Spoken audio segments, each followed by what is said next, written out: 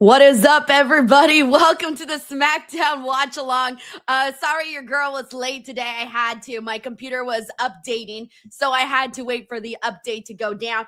Turns out I haven't missed shit because I'm on here right now and the show is literally just starting. So hold on one second. I'm getting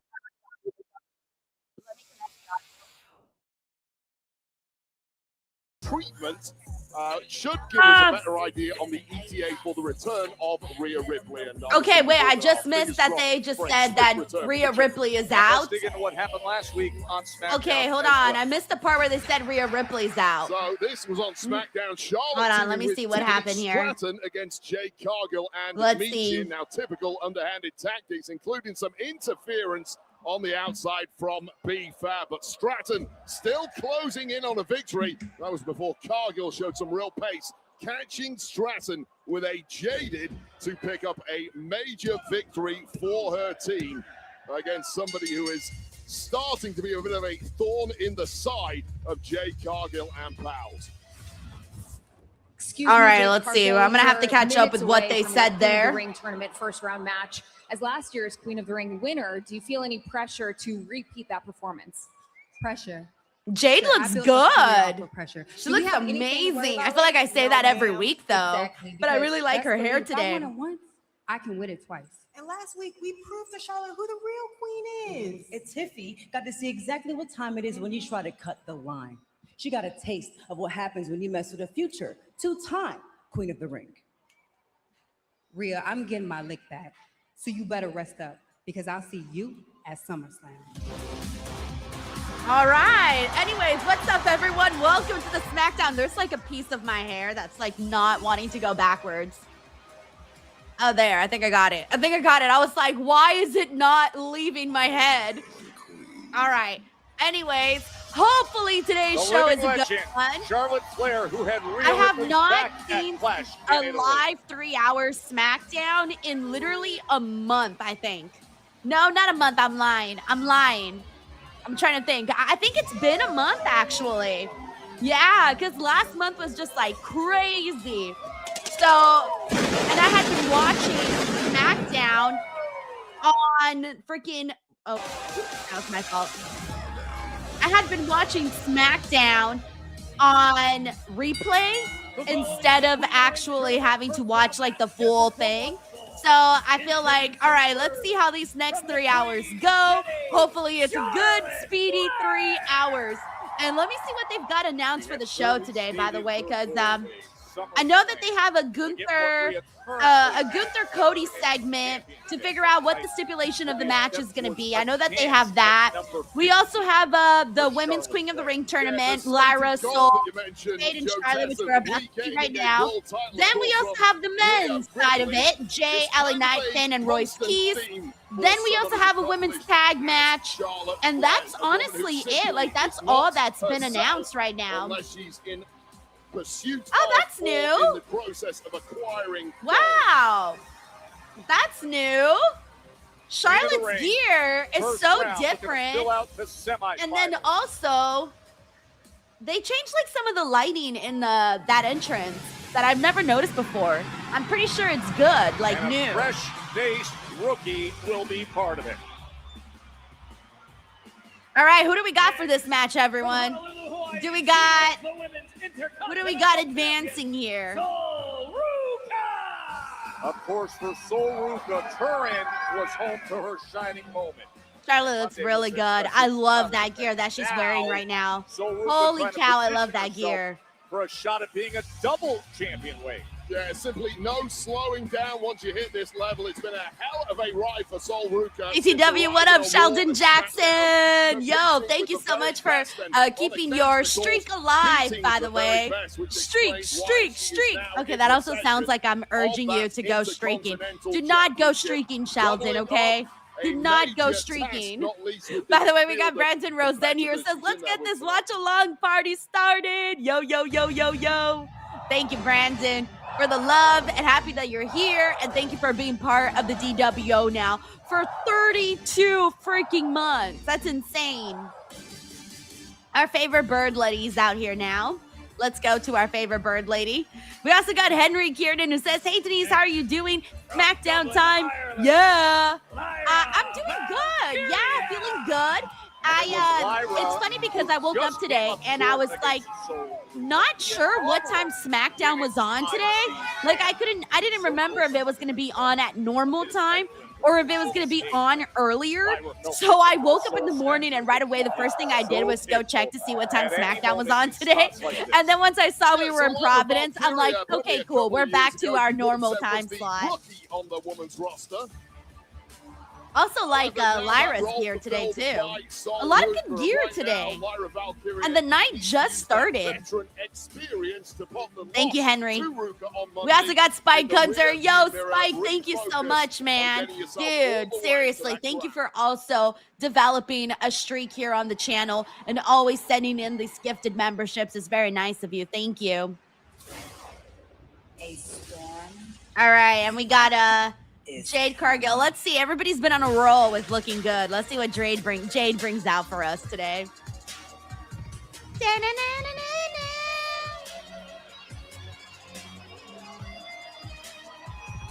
I'm obsessed with the hair. Insane.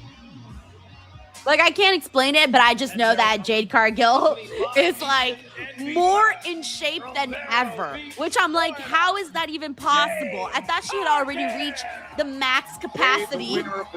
It's insane. By the way, Uncle Donk, holy shit, dude, thank you so much. He says, good evening. Here's a chat bomb celebrating Canada's first ever point in the World Cup.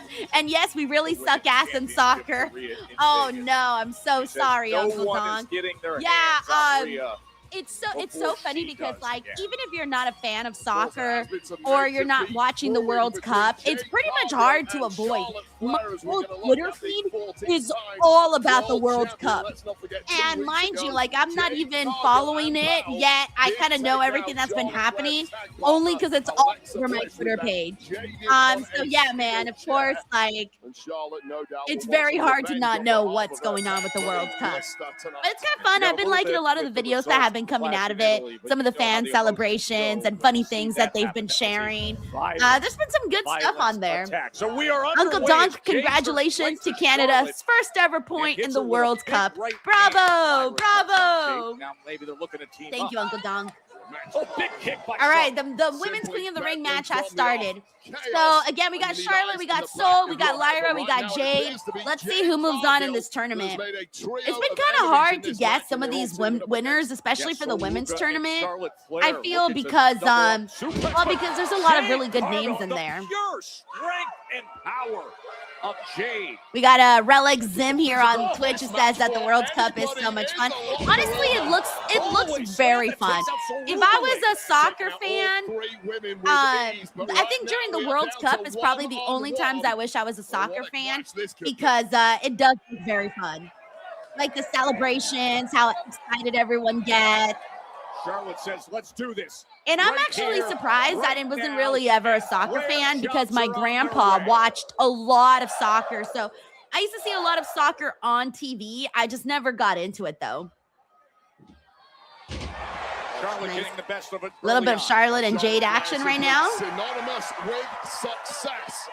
Never far away from the championship conversation, and taking out Jade Cargill in the early goings here would be a major shot in the arm for Charlotte's chances to win. Oh, B-Fab's getting involved. B-Fab and Michin involving themselves. Mr. Know-It-All says, I know it don't make sense storyline, but I'm going with Jade. I don't know who I'm personally going for. Oh, but there's Alexa having her girls back. There goes Alexa. Mention of being taken out with that Jade on a chair a couple of weeks ago, apparently back. They're looking for vengeance, although this is a 2-on-1 scenario. Oh, and a 2-on-1. The baddies and Alexa are going at it. Oh, no. Who's out here? Everyone's running in during this. I'm pretty sure we have pretty much the whole entire SmackDown women's roster out there right now. I think the only person we're missing is Nia Jax. But it feels like the entire SmackDown roster is out there. And chasing the miscreants out of time alongside Alexa Bliss. That's Carter so looks funny. on as BFAB and Michin fighting off into the crowd and up the entry. Meanwhile, Charlotte Flair crossbody into the cover. And the save made by Sol Ruka. What a wild start to SmackDown. By the way, we're on a commercial break. We got young Jamie in the building. What up, young Jamie? He says, hey, Denise, what's good? Really glad they turned Julia back babyface. Yeah, so let's see how that works out for her, man. Let's see what they end up doing with that. Maybe it'll help out Julia. Maybe things will go a little bit better for her on the main roster. But let's see how it goes. Right now, it's so, we're looking at all of these women that are on this show and looking at the entire women's roster. Like, you really gotta claw to whenever you got anything, any sort of TV time or anything, like, you gotta make sure that you're on it so that you continuing to get TV time and matches and opportunities and whatnot. So let's see how it goes for her moving forward. All right, we got Cyclops is better than Wolverine in the house. What up, bro? He says, if Scheming Soul wins this match, my night is ruined. She could win this match. I mean, she is a champion. There's a really great chance that she wins this matchup. It can definitely happen. So might as well prepare yourself for a night ruined. Cyclops is better than Wolverine. We also got Nightwolf here who says, I honestly don't know now what direction they will go with Oba. Either Brock cost him against Dom or Monday or in Saudi, or Brock becomes champion soon and Oba wins King of the Ring. Yeah, man, there's a lot of different opportunities. Someone also mentioned the idea of like Brock attacking Oba at SummerSlam while he's competing for the championship. That's another thing that can happen. We don't know. But I do feel, though, that the Oba storyline is the thing that is the most intriguing right now in WWE. Like, that's the thing that I would say is the most, like, the thing I'm personally most looking forward to heading into SummerSlam. Is whatever the hell is going to happen with Oba Femi, what he's going to do, and all of that. Thank you, Nightwolf. We also got Daryl. Hey, what's up, Daryl? He says, Soul for the win. Let's go. Also, thank you for being a DWO member now for a month. And yeah, I think there's a good chance she could win. I really, really do think there's a good chance she takes this. Because she's kind of on a roll right now, you know? She's on a roll.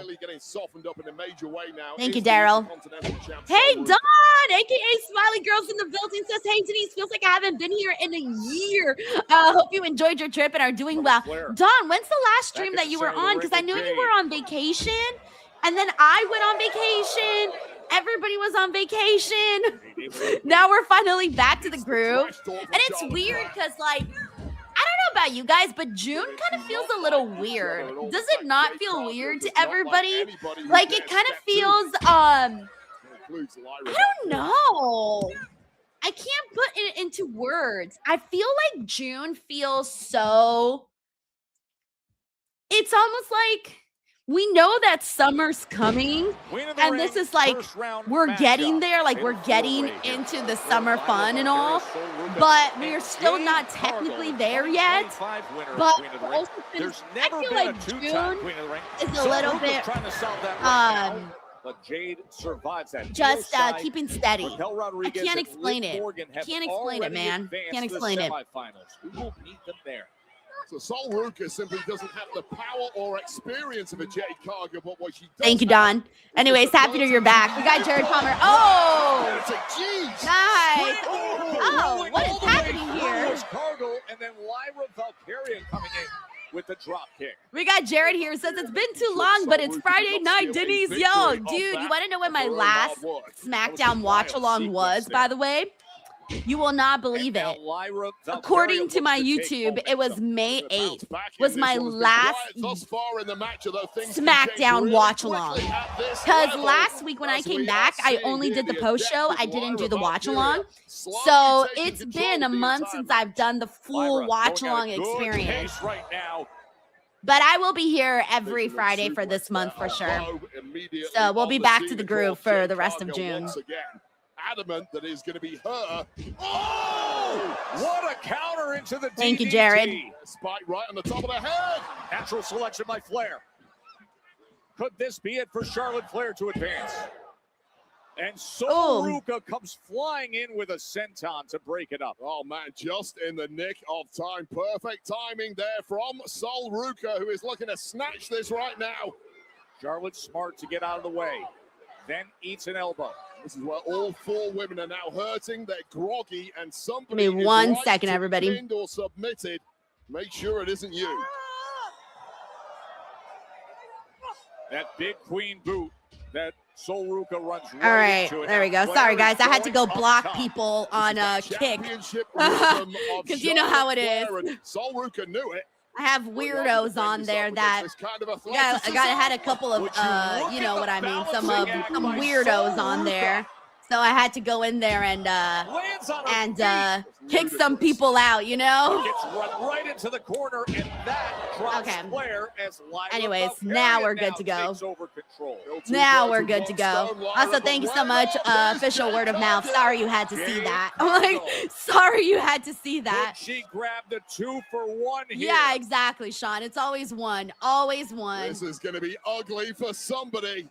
So it's kind of point, and I have to like go in and I have to like ban the person, and it's like, oh, and it takes away from like me interacting and being able to pay attention. But you have to get rid of the incel type. You know what I'm saying? But Charlotte Flair is simply too damn tough and will not. All right, let's see where we at. Where we at?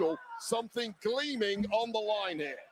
Saw Flair reaching for her back, reaching for her right. Yo, what up, Darren? How's it going? Oh, she's got her yeah, Melissa Cabello says that in 15 days you have 3 pay-per-views, WWE, AEW, and TNA. I know it's going to be super busy by the end of the month. To show you how deep Charlotte Flair Honestly, cutest, you'd be surprised. I don't ban very many people. I think I've banned maybe less than, I'm going to say like maybe 5 people, believe it or not. I don't ban very many people. Maybe less than 10. No, it has to be less than 10. Maybe not 5. Maybe not less than 5, but less than 10. Yeah, no, I have, we don't really ban people that often. So if you do get banned, it's like, oh, like you really went there. You know what I'm saying? Like you really took it too far, so we got to ban you. But yeah, usually we don't really run into that issue. Oh, nice. Oh, we're looking to take advantage. Sol Ruca. Nice to have your wits about you at all times at this point in the matchup. Can steal a victory out of nowhere. Now, Lyra all right, there goes Lyra. Sizes things up. Lyra's cleaning house right now. But I don't know how feeling this song gonna last. I think Soul's incoming. She's ready to get in there. Yep, there it is. Out to the floor, takes all the rivals out. You know, I just realized there is a lot of blonde hair in this matchup. I didn't notice it until everybody was down on the ground, and all I saw was just a bunch of blonde hair. Lyra's the only brunette in here. The Women's Intercontinental Champion. Could she be setting the course for possibly fighting to be a double champion? Platinum Nick says, I've changed my mind. Please let Lyra win. Wait, who did you originally want to win? Queen of the Ring. But yeah, I mean, it's hard not to root for Lyra when she's so good. Alrighty, VTW, we got your boy KJ in the building. What up, your boy? He says, hey, Denise, today's my birthday. Just wanted to check in. I'm going out tonight. Much love and support. Always, hey, your boy KJ, happy birthday, man. Hold on, we got to send you some good birthday karma. Hey, seriously though, man, I hope you're having a fun celebration. I'm glad that you're going out tonight. Have fun, stay safe, and say YOLO. Oh, go enjoy yourself, man. Also, I hate myself for saying YOLO to you, but like, seriously, live it up. Thank you, your boy. By the way, this match has gotten a good amount of time. Like, we're already in the, I think this is the second or third commercial during this matchup. Maybe the second commercial. Oh, and she's going to stretch her out. Okay, okay. I love this. I love when Lyra does this Pendulum swing. on its way. Oh, but she Oh eats no. a massive Every kick girl's looking really good in this Point of the game. nose there, a Like referee. you can Wake kind of up. make a case for Wait to get for there. everybody in this Furious matchup. If I was Jade Cargill after that, a good 3 seconds. Oh yeah, I'm watching SmackDown today on Netflix too. It was funny because when I started setting up the stream for today, I couldn't remember where I watched SmackDown. And I was like, I put Netflix on, but I didn't have my VPN on, and I'm like, wait, SmackDown isn't here. And then I'm like, oh, I don't want to watch on DirecTV because DirecTV kind of stinks. And so then I was like, wait, I think I have to turn my VPN on for this. Oh yeah. And then I turned my VPN and I went back to Netflix and I was like, oh, there's SmackDown. But literally I kind of forgot where to even watch. That's crazy. Get yourself into those semi-finals. Get yourself that matchup with Liv Morgan. By the way, we got the Joker's voice in here. What up, dude? Thank you so much for the super chat. Says, someone from SmackDown needs to win these qualifiers. Only Raw talent has advanced. Way to bury an entire brand. Best thing for babyface Julia moved to Raw. So, yeah, you know, I didn't notice that only Raw people were winning until Sancho brought it up to me this Monday. And then I looked at the bracket and I said, oh shit, it really is only Raw people that have won. Yeah, that's kind of sad. I don't even know if they realized that. I don't even know if they realized it or if they even kind of cared about that. But it is something that, you know, in the grand scheme of things, it's hard not to point out or bring up. But maybe we'll get a little bit of a change. But I also don't think that Julia should move to Monday Night Raw. Only because I do think that there's a lot of people to, you know, tell a story with here on SmackDown if she wanted to. So I don't feel like she needs the roster change. I feel her going, changing over to babyface was probably the bigger change. Streaming on ESPN on Saturday, June 27th. Jade Cargill is Thank you, the Joker's voice. Out of this first round right now. Sol Ruca is in a much compromised position in the drop zone. Yeah, you have to say Cargill's been the MVP of this one, at least in terms of offense thrown out. But Charlotte Flair persistent in her pursuit of getting that crown, of progressing through to the semifinals, taking on Liv Morgan, whoever is victorious here tonight. Liv Morgan won her first round fatal 4-way. The winner here will face Liv Morgan. Charlotte Flair was taking some damage just moments ago in the corner. Now right back on her feet as Sol Ruca joins her as they look to double up against Jade Cargill.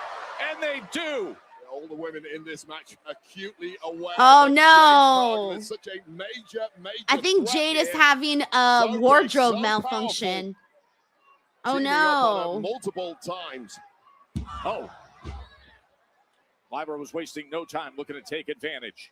You have to move fast at this point in the matchup. You've got 3 women down, 3 women hurting. Pick the weak one and try and get that 4. Oh.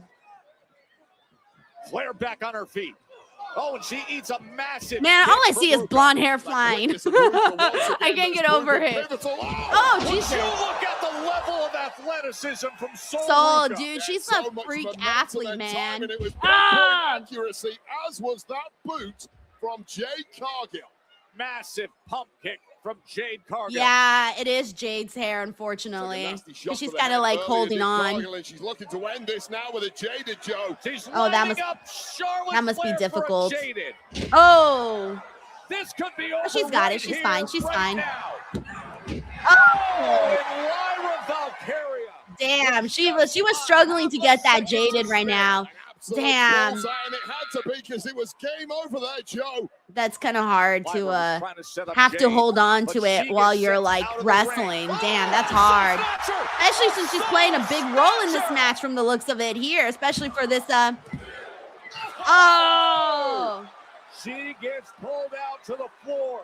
From that, Lyra Valkyria knows better than anybody the dangers of the Soul Snatcher after falling victim to it on Monday. But wait up!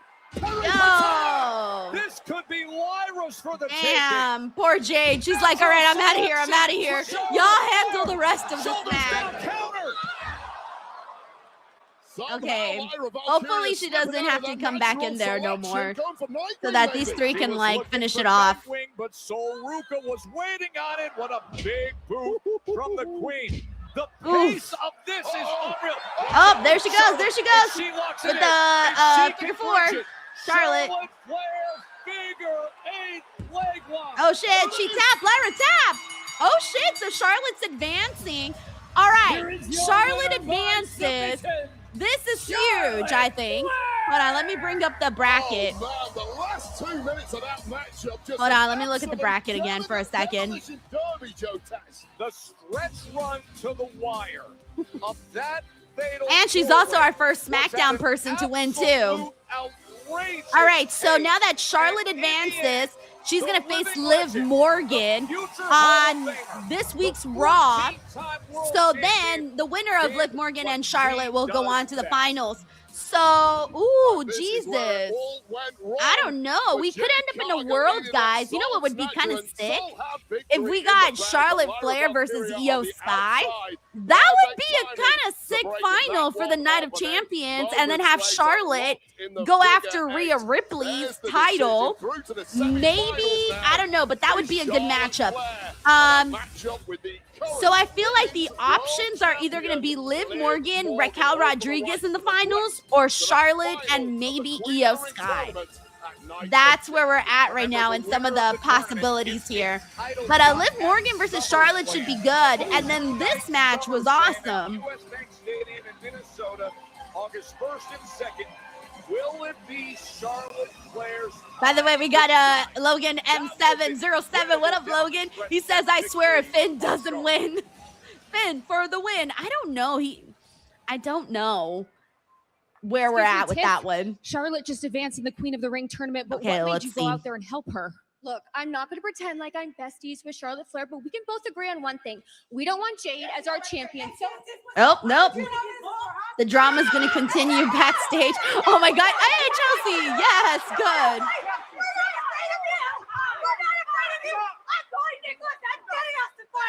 Damn. Even Tiffany Stratton's like, girl, calm down. Great reaction for Chelsea, too. She's back, baby. She's back. King of the ring all the way. Come on. Yo, they about to be mad. Thank you, Logan. Okay. Some Uso Fatu action. You sent from the tribal chief. Yeah? That's funny. You already called the play. And the play is Jay gonna handle his business on his own tonight. Yeah. Good. Yeah. 'Cause I ain't here for Jay. I'm here to speak to Solo. Solo. Matter of fact, what you doing here? Man, I'm here to make sure nobody get involved. Nobody gets involved. Nobody. Huh? Okay. We'll handle your business. And I'm gonna handle mine. I kind of like the tension that we've been seeing nonstop between the Usos and Fatu.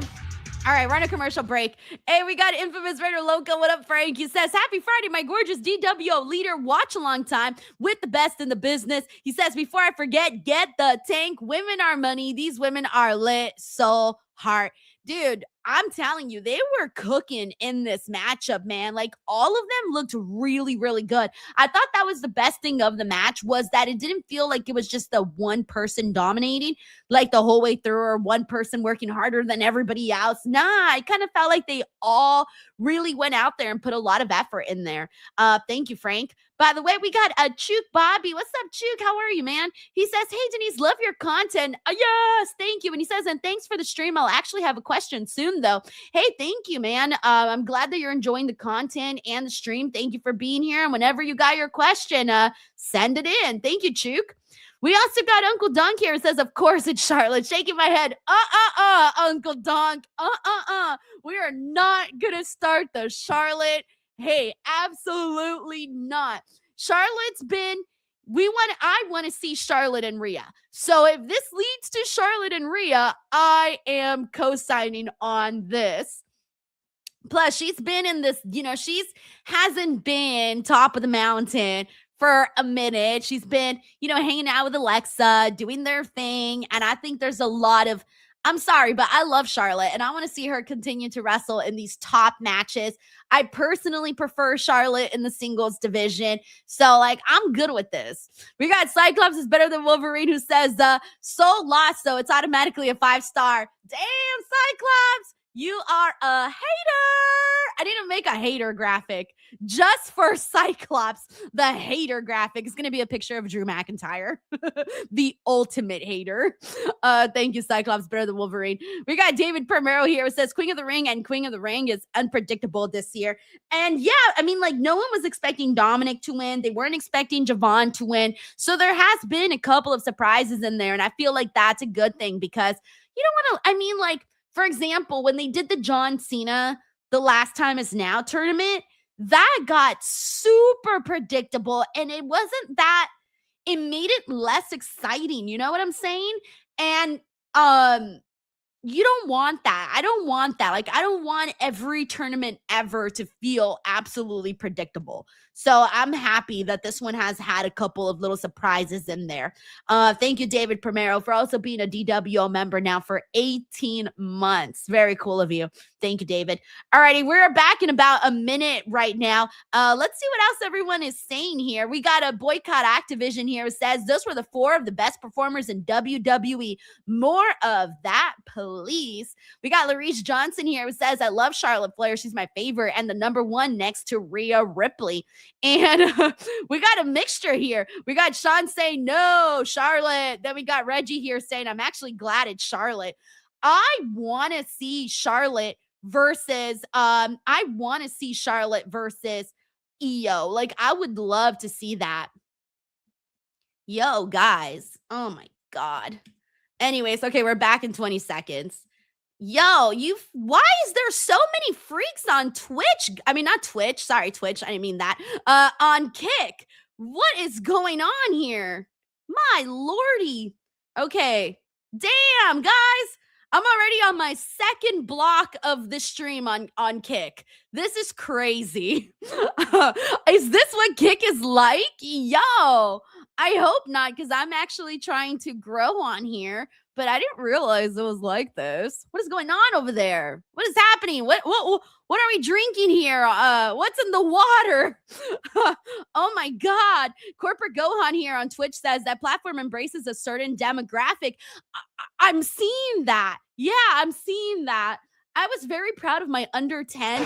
Oh, here we go. We're back on SmackDown. They got the New England Patriots. I was very proud of the fact that I've only blocked less than 10 people. And now all of a sudden my numbers are skyrocketing. Oh my gosh. Q-Dis says Twitch chat be like, F did I do? No, the Twitch chat is very, very good. Very good. Charlotte. We got our girl Blake Monroe on. Charlotte.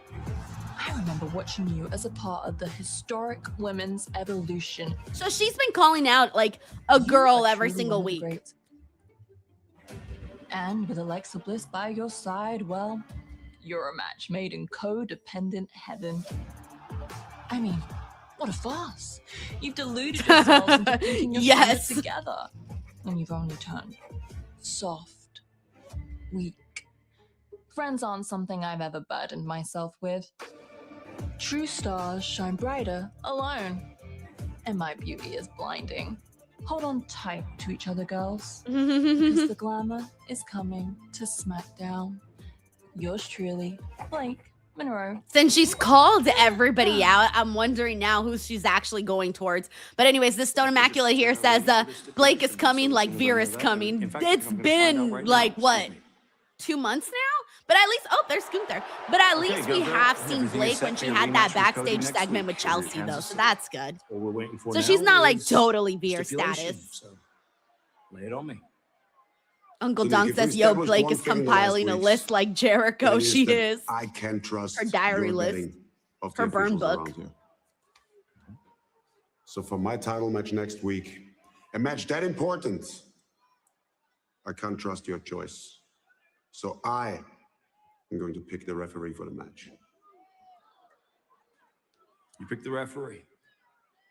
Okay, fine. Who's it gonna be?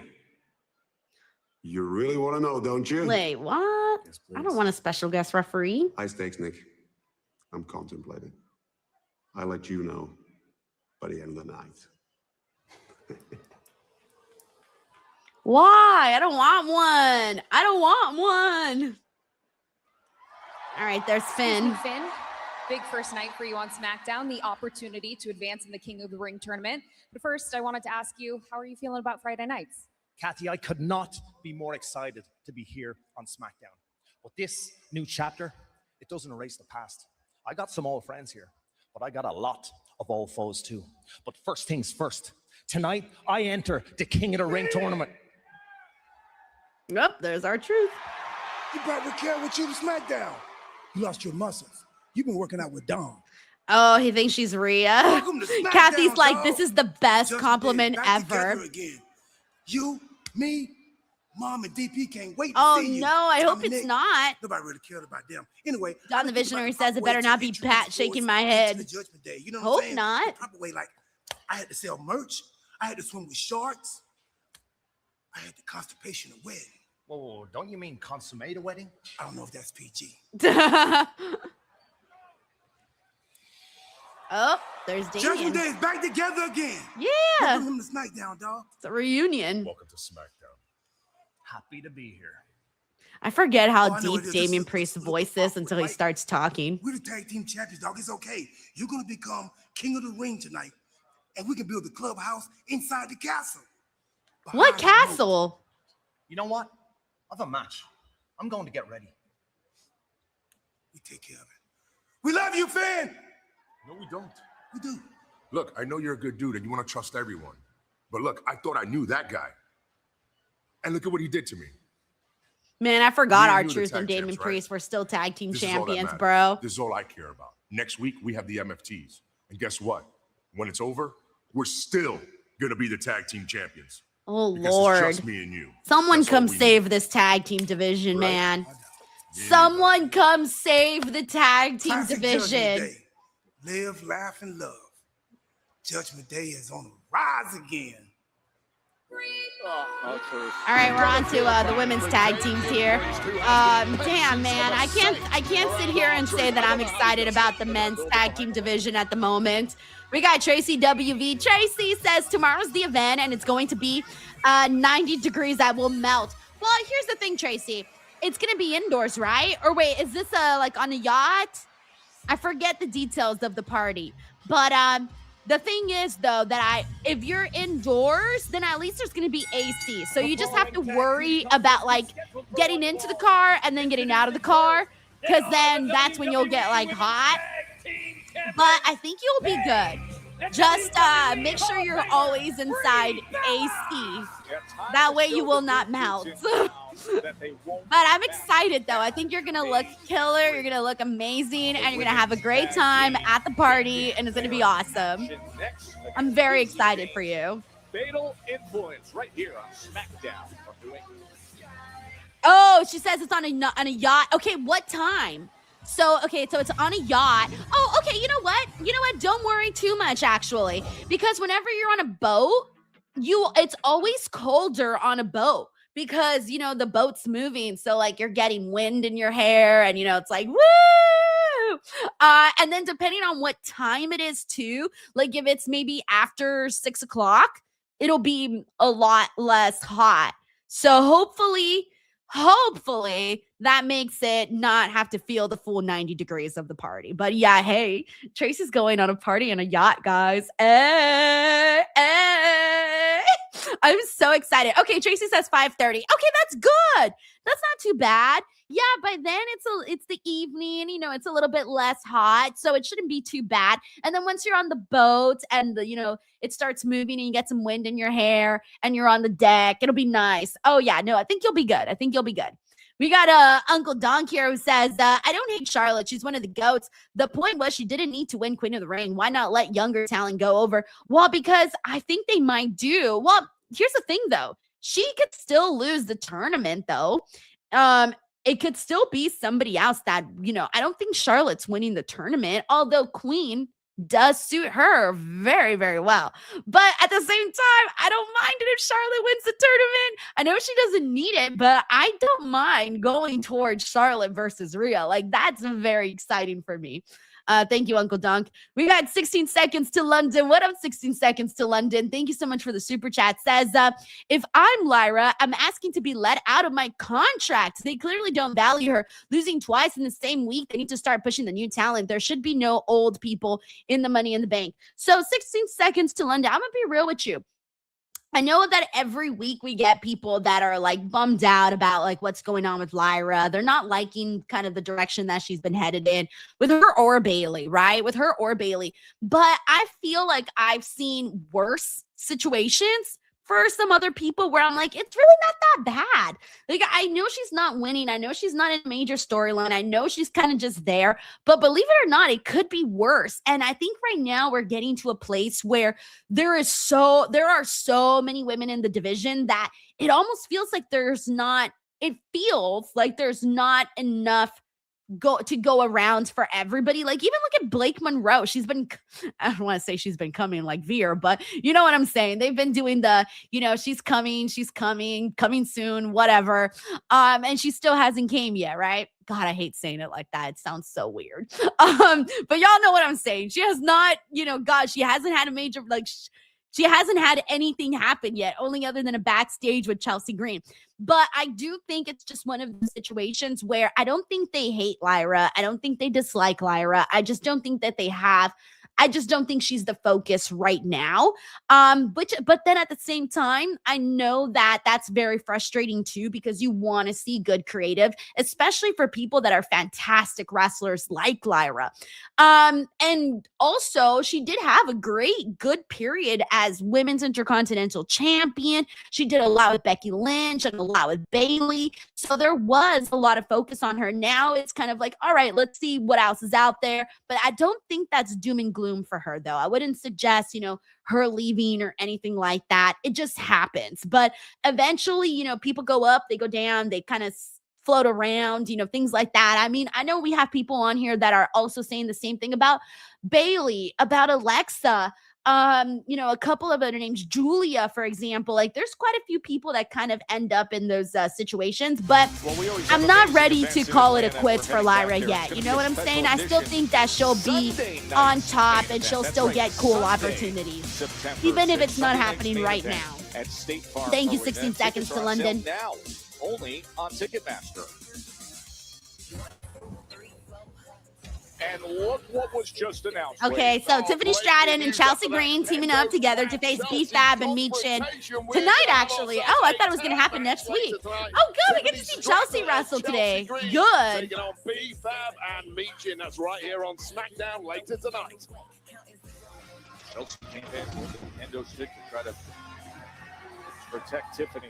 Yeah, much needed, I would add. Tiffany presumably about to get a real beat down from Michin and B-Fab. Bree and Paige await their... That's another thing, too, that I think I would like to see in the women's tag team division. I think we could make some more makeshift tag teams, kind of like what you saw with Charlotte and Alexa. I feel like we could probably put a few more just so that we can have Bree and Nikki, kind of work with some other people. But honestly, I'm surprised that they've been champions as long as that they have, Brie and Nikki. I really wasn't expecting them to be champions still this month. But I do think that at some point, Fatal Influence is taking that. Fatal Influence. The group is today's match a title match, or is it non-title? Last week's ambush on the champs. Because non-title, but if it's for the title, I would like to see Laney and Fallon take those. Not Laney and Fallon, excuse me. Oh, yes, Laney and Fallon, excuse me. I was right originally. Laney and Fallon take the tag straps. Like, I wouldn't mind that. Oh, but it's non-title. Yeah, I got the non-title feeling. Before holding aloft the women's is it non-title? Making it clear where the focus of this group lies right now.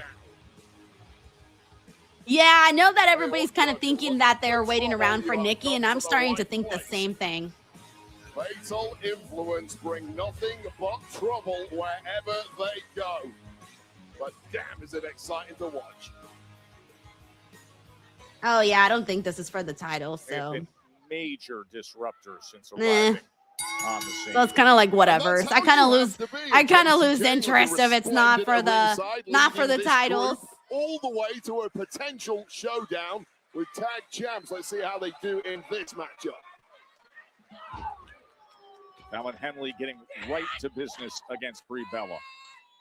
The women's tag division for the last 12 months has been highly combustible. It looked like we were going to have a period of calm, but before we could get that, of course, Fatal By the way, we got Influence Juke right Bobby on. here with this question. He says, okay, I have a split screen between your stream and the World Cup game, but I only watch the World Cup on Telemundo without knowing much Spanish. Does that make me a weirdo? Oh, shit. Okay, so I see what you're saying. You're watching it in a language that you don't speak. Look, that does not make you a weirdo, and I'll tell you why. My husband loves Japanese wrestling. He doesn't speak a lick of Japanese wrestling, but whenever he watches Japanese wrestling, he never listens to English commentary. He always listens to Japanese commentary. And the option is available in some places for English commentary, and he still chooses not to listen to it. He'll still listen to the Japanese commentary. So I feel like sometimes certain styles and certain sounds and voices kind of make it more enjoyable for somebody. So maybe that's just what you're feeling like. You're feeling like the Spanish commentary is offering you, and it's very different, by the way. For those of you guys who don't know, Spanish commentary, especially in soccer, is very, very lively, very, very energetic, very like high energy. This is the game. This is what's going on. Like that kind of energy times 10. Whereas English commentary is obviously energetic, but not in the same kind of mode. So I personally feel that it's not weird because you're kind of getting like a different flavor, but you're getting a good vibes. You know, it's all about the vibes. So yeah, I don't think it's weird. And that might be a game-changing moment. Thank you, Chick Bobby. Laney Reed. I hope that makes you feel better. Clown says, no, Telemundo gets you the classic. Go! Oh my God, in the last like 40 minutes. I will tell you that I love that. I remember every time my grandpa would be like, is watching soccer. And again, I told you guys I'm not a fan. But every time I'd hear the commentator say, go! I would always walk to the living room to see what was happening with the team. Even if I didn't know who was playing, even if I can give two shits. Goal and the excitement of the goal and how they like announce it, it makes you want to see what is happening. Oh, Robo Denise is here. I just give it a second. She comes and she goes. Robot. Wait. Robot mode. Let me know if robot mode is over so I can take the robot off the screen. Expecting a clothesline there, however, Fallon went low, punch to the gut, but somehow making the time. The referee didn't see it. And you could see Fallon Henley was not. Oh shit, what I miss? That tag attempt because there was I missed something. From Laney Reed, and the ref didn't see. Oh, I see it. Okay. So the ref is I that see. Brie Bella is still the legal participant here. Brie Bella, who was taking serious damage. Paige was running in, and all of a sudden it's Brie still taking damage from Henley and Reed. I'm still robot mode. Just let it be. Just let it be. I'm on a VPN right now, so there's that. From the blockbuster right into the hook of the leg, and Brie survives it. Yeah, it doesn't help that I'm on a VPN right now. Usually I'm on a non-VPN for SmackDown, but I did not feel like watching on Stream Direct TV, to be honest with you. I just didn't want to. Yeah, ever since the involvement of Jason. All right, let me know when I'm back, everybody. Once I'm back, let me know so that I can take the robot off. Oh, thank you, Clown, since I'm cool for the moment. Gracias. With some additional shots again from leader of Fatal Influence, JCJ. BTW, we got Frank here who says, Blake Monroe, heart. Get that double tank, so gorgeous. If you want to come as long as Blake Monroe, then I suggest Blue Chew promo code Denise and tap her out. Oh, man, Frank. Up the ante somewhat. Thank you, Frank. We got David Primero here who says, referee could either be DDP or Sami Zayn. What do you think? Oh, I did see rumors about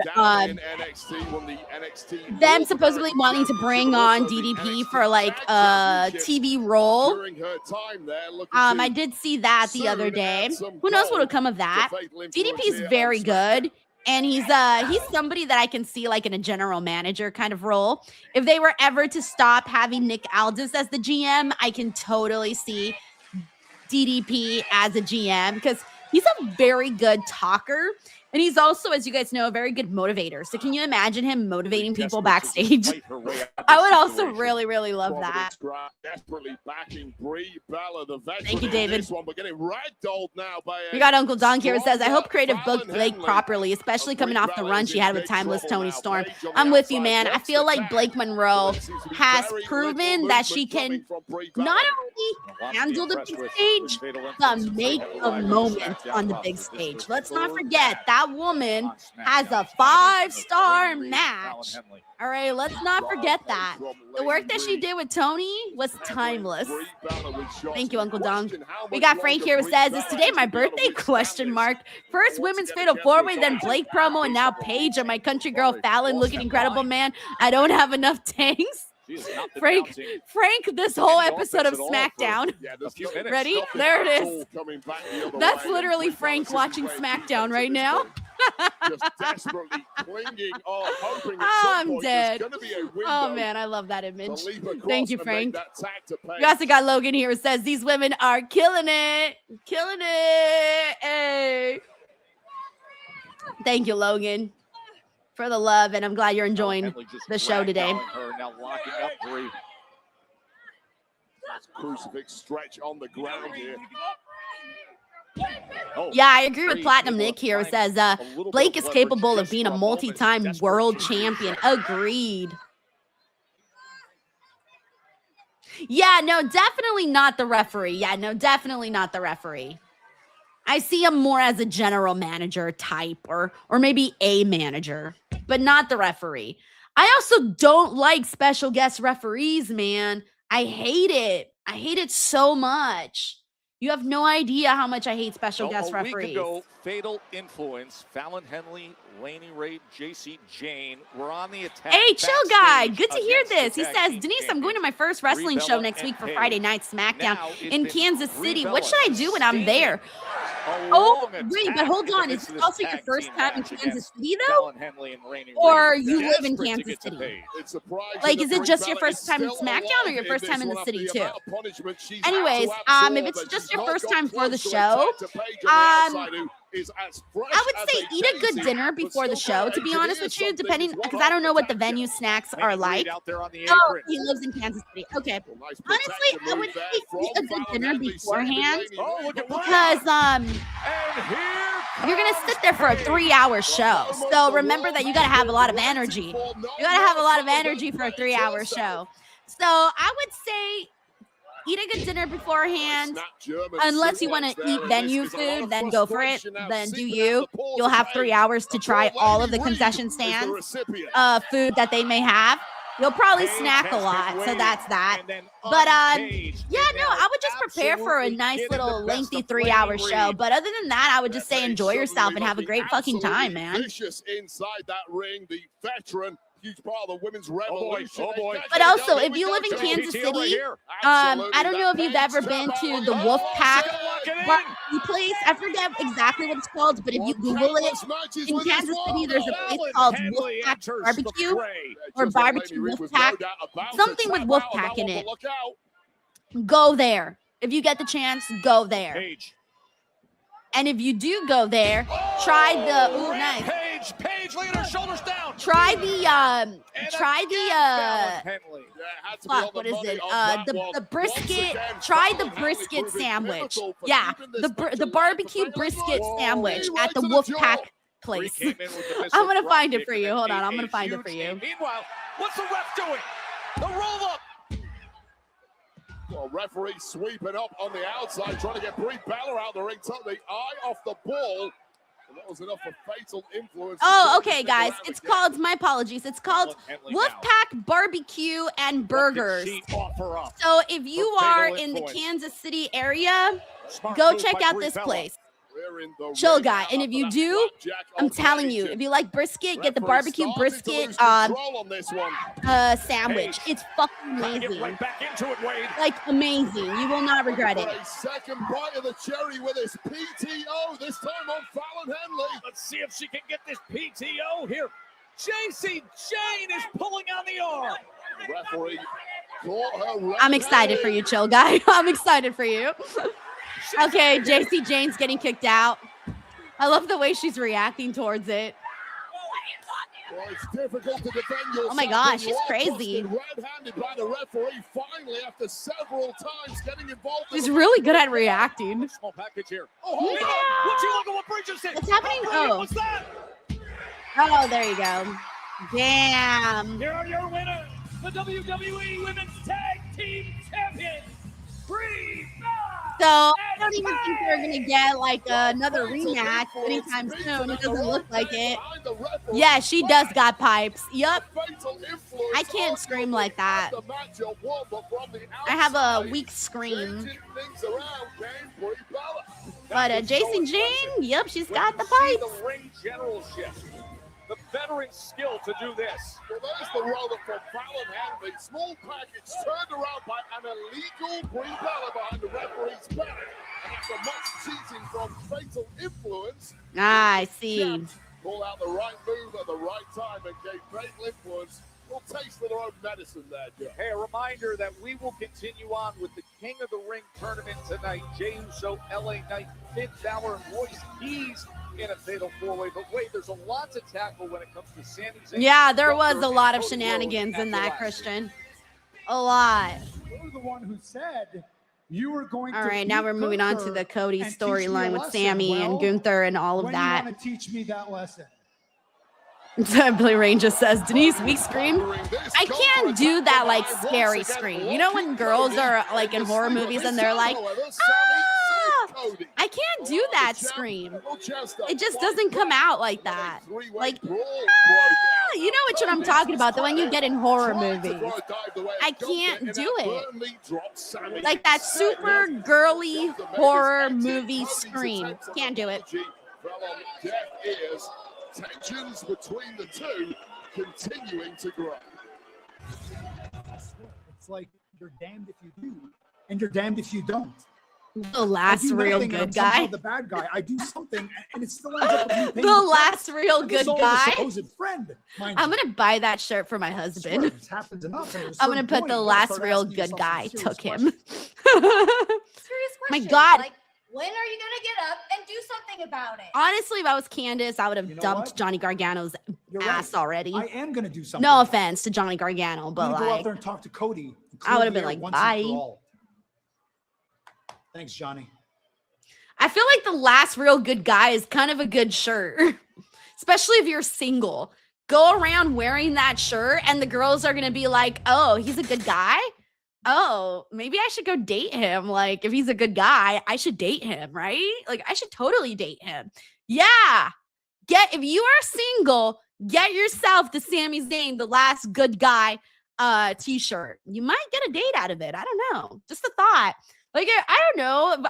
Well, I'm wondering if I was single and I saw a guy wearing that shirt and I wasn't a wrestling fan and he had the shirt that said the last real good guy, and then he said hi to me at a coffee shop or something, and I would have probably been like, hi. You know, I don't know. Maybe it works out. Who knows? Infamous DJ One says, Denise, are you going to FanFest in New York City? Yes, I'm going to be there for one day. I was telling, I think I was telling you guys on another stream that I worked it out so that I do not have to pay for a whole town in New York because it's too expensive. So I'm doing I'm flying out Wednesday night, and I'm arriving Thursday morning, New York time, and leaving Thursday night, New York time. So I'm going to get there, freshen up at the airport, and then go straight to work. And then after that, go straight back home. So yes, I will be going to FanFest. Alrighty. Let me see. What we got here? We got Mr. GRK Chef 13. What up, bro? He says, with so many women in WWE, do you think they will do an all-women show? They can do it on Thursday, so you can also cover that on Busted Open After Dark. Look, man, I'm out here hoping that I was thinking that they would announce Evolution. And the fact that they're not announcing as of right now, that they haven't announced Evolution, makes me think it's not happening. And if they're not willing to do Evolution, I don't feel like they're willing to do a weekly women's TV show. You get what I'm saying? So bums me out because I would love to see Evolution 3. But it makes me feel, I think they would have announced it by now, right? Because usually it's in what, July? June? July? Whatever, they would have announced it by now. That's all I'm saying. Thank you, Mr. GRK Chef 13. Alrighty, we're in a minute. 30. Hey, J Trip says the I'm rich shirt works better. Here's the thing, though. Rich people don't go around saying they're rich, but also good people don't go around saying they're good. People don't go around saying what they are all the time. Well, they're good qualities. They go around telling their bad qualities, but they don't tell their good qualities. Like, you got to uncover that. You got to uncover that. So, yeah. We got Platinum Nick here who says, I honestly want Johnny out of WWE so he can go to AEW, and Candice LeRae as well. I keep telling you, though, Johnny Gargano seems happy, though. Like, he doesn't seem like he does. Like, he seems like he's enjoying what he's doing right now, but we'll see. I don't know. I don't know how you can be happy doing that storyline. Maybe he's not happy, but I just don't think this is going anywhere. Like, I'm going to be real with you guys. I don't know what, I think they're trying to figure out what the payoff should be to this. And since there really is no payoff right now, he's just there. He's just there. It's kind of sucks. Honestly, it kind of sucks. Anyway, so yeah. Who knows, man? All right. By the way, we also got Tracy WV here who says, I sent you a really cute hairstyle. You would rock it. Ooh, thank you, Tracy. I've been kind of looking for some new hairstyles, so I appreciate that. Let's see. Oh, I'll look at that afterwards since it's a video. Okay, cool. Yeah, I'm always looking for new styles. All right, we're back on SmackDown. Thank you, Tracy.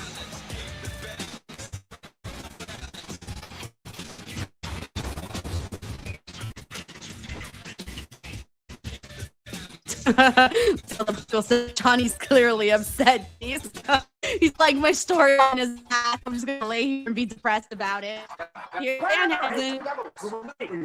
listen, you have to recurse the next. I don't think that. No, don't do that. A lot of money on the sport. And if they win tomorrow, we're getting a huge. I'm glad they're finally talking about it on TV, though. There's a bonus. Oh, yeah? It's the Mexico national team, right? Yeah. Do not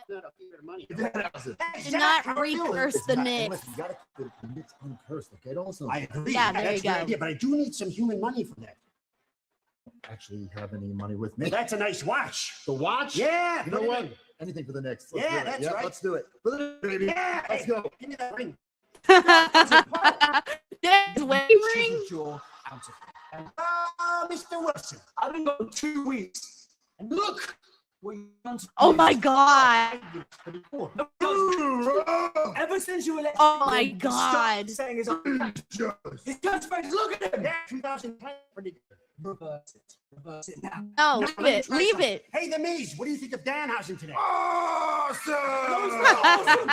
Stop this. When my hand goes up, your mouth goes shut. Zone in. Master, inspire. Oh my gosh. Reverse this. The Miz's face. I like him. I think he's great. Really? Yes. Really? Yes. Toxic. Yes. Oh, Jesus. What happened here? Now he's going to be like that too, or what? Oh my God. Oh God. Awesome. Hit Wilson looks like he just orgasmed. He looks like he just hit the big orgasm right now. He's like, I don't know. I don't know what I just saw. I don't know what I just saw. Ladies and gentlemen, please welcome Sami Zayn! Sami Zayn, who we've been watching as he uses Johnny Gargano, lessens the sound. We got James Evans who says, "What is happening?" I have no idea. I do not have no idea. All I know is that both Kit Wilson and The Miz will never be the same again. Frustrated Sami Zayn lately. Look at his real name. He's the last real good guy left, as the t-shirt told you, Joe.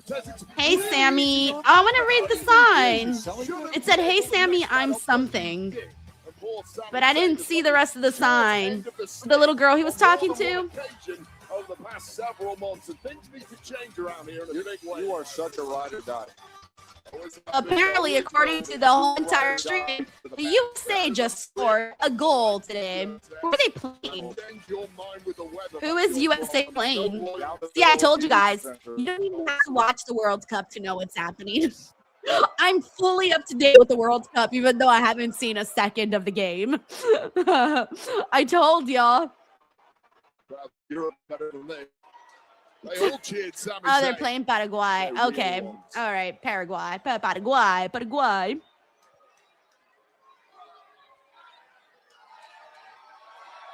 Is Robo Denise back?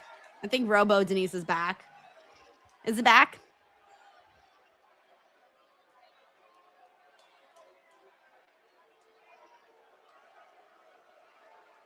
All right. Let's see what Sammy here has to say. I gotta say, a little bit of a strange reaction. Considering I was in Europe for the last couple of weeks. Getting love. I'm not comparing the European crowd to the American crowd. I'm not doing that. But I will say that the Ride or Dies showed up in full force for me in Europe. Damn. Right? He really said, "Sorry, bro. It's all the Europeans." Look, you're here, I'm here. You have two choices right now. You could either sit there with a sour look on your face and boo me. This is all we're getting every week now from Sam, by the way. Ride or die with the last real good guy. Like the fact that they all turned on him is now for sure. I hear you. I hear you. Ride or die, baby. Poor Stabby.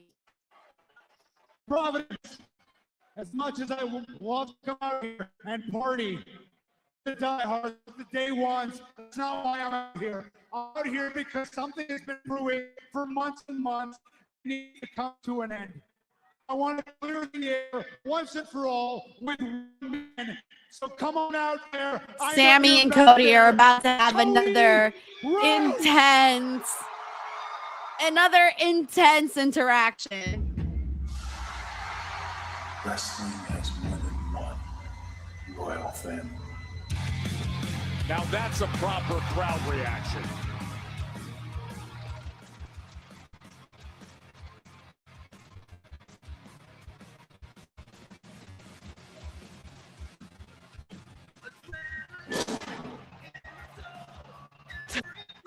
Bobby says, "Sammy, we love you here in America. We just have a different way of showing it." I feel so bad for Sammy. I don't know what has to happen to get him back into the good graces of the people.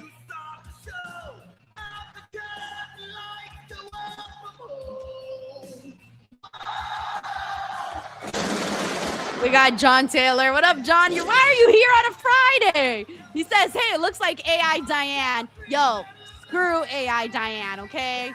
We don't want none of AI Diane. Defended that undisputed WWE Championship at Clash in Italy against Gunther. Immediately said Gunther wants to rematch. We got Madamus here who says Sami Zayn deserves to be treated better. He is the only good guy.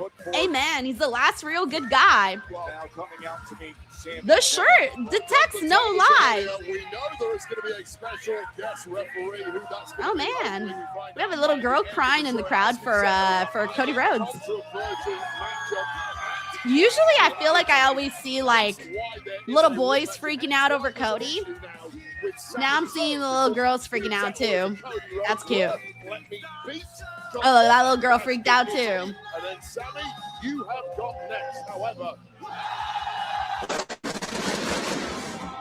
due to the issues at the ending of that match with Gunther, that's not quite how things are going to play out.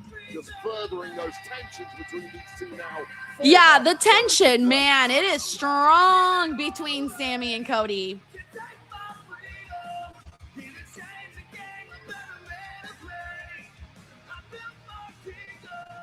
See what we get out of this. It's kind of funny seeing Sammy with a last real good guy shirt while he's in with Cody Rhodes. Because Cody Rhodes is a good guy. So if I were Cody, I would be like, yo, I'm a good guy too. What the hell, Sammy?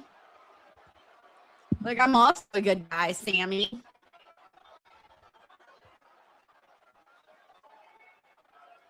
So, Providence, Rhode Island. By the way, if you ever go to Providence, Rhode Island, make sure you guys go to the mansions. They have the mansions in Newport. Wait, I forgot where. Whatever. And I think it's, yeah, Newport. In Newport, Rhode Island. Excuse me.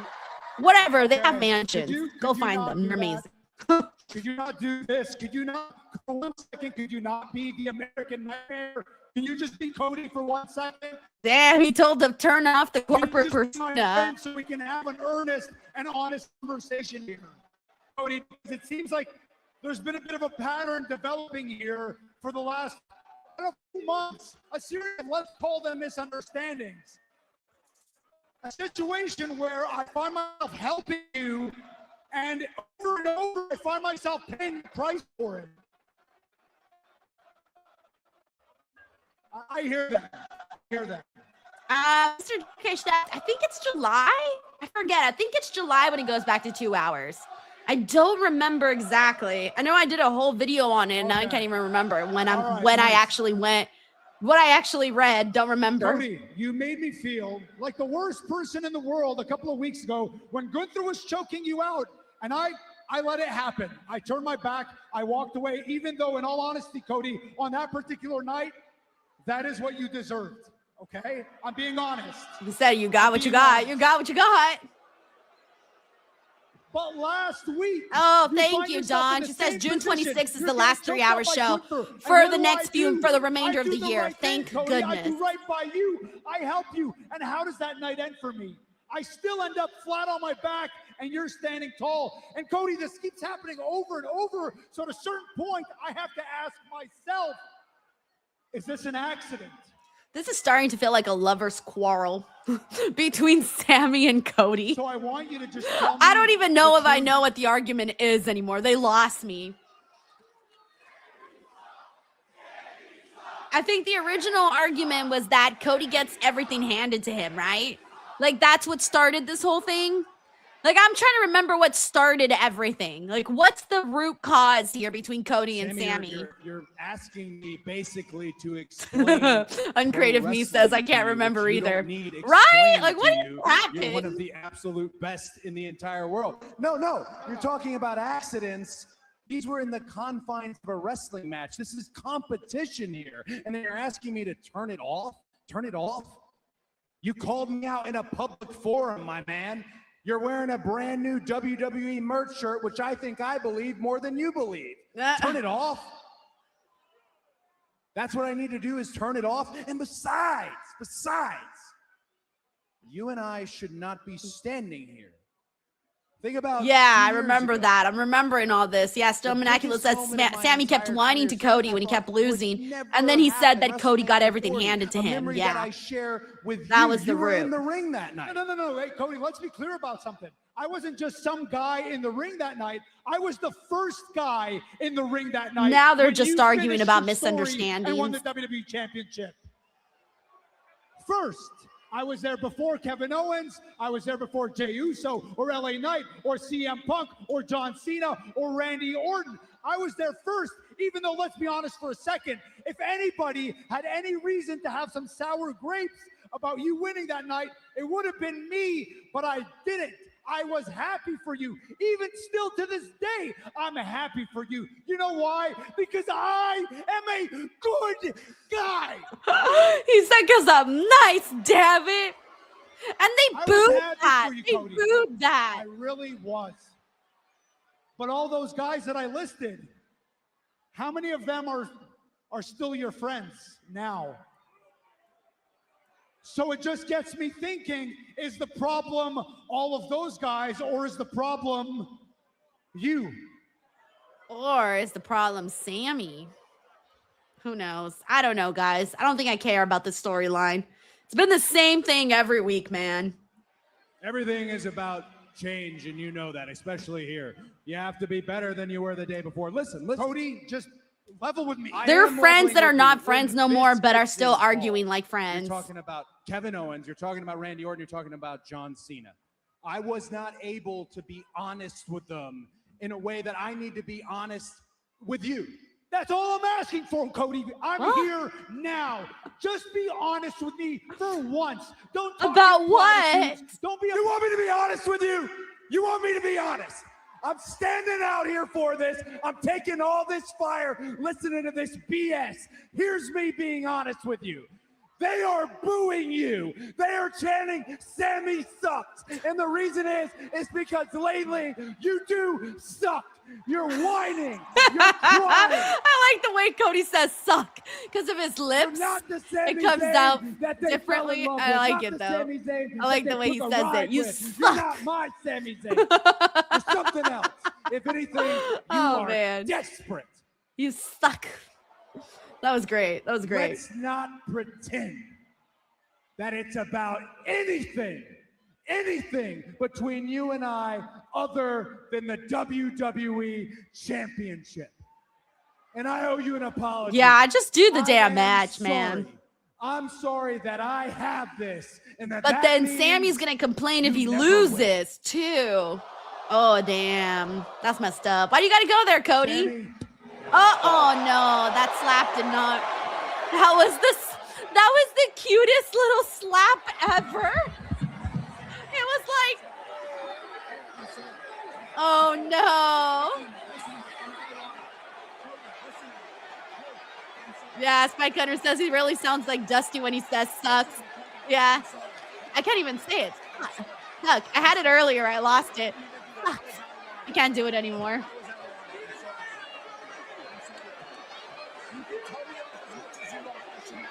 See, it's the same thing every week. They argue, somebody gets hot, they apologize, then they argue again. Oh, that was a way harder slap. Oh, shit. This is a lover squirrel, a very toxic lover squirrel, I may add, by the way. You're out there slapping each other. We got bigger issues.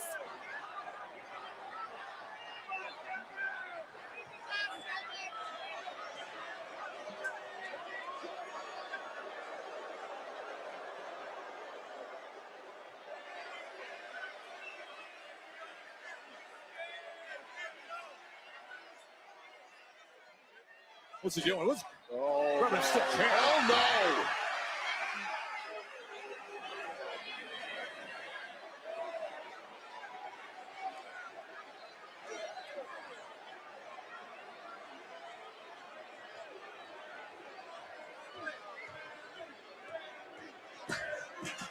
Yeah, they just need to go to blows already. I mean, we got a little blows today, but they need to go on the full-on blow at this point. Blowout. Because the tension, bro. The tension. Right to the brink. They need to come to blows and then break up.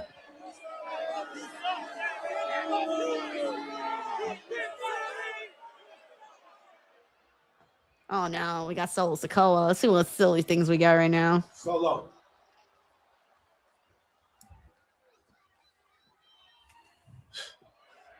The hell do you want? I got a message from the OTC. About what? Oh, he's out of here being a messenger boy now. Solo. Sad. It's been way too long and long enough.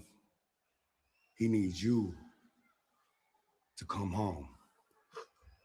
Now he's doing the same work Jey Uso was doing to He him. wants me to come home. That's what your tribal chief said. That ain't home, Jacob. That's a doghouse. And you're his lapdog. You know what? I don't understand this. What the hell happened to you? Huh? You used to be a killer. Exactly. I'm agreeing with afraid of. Solo. The Samoan werewolf. A man who was this close to being Roman. And now, you're just his background.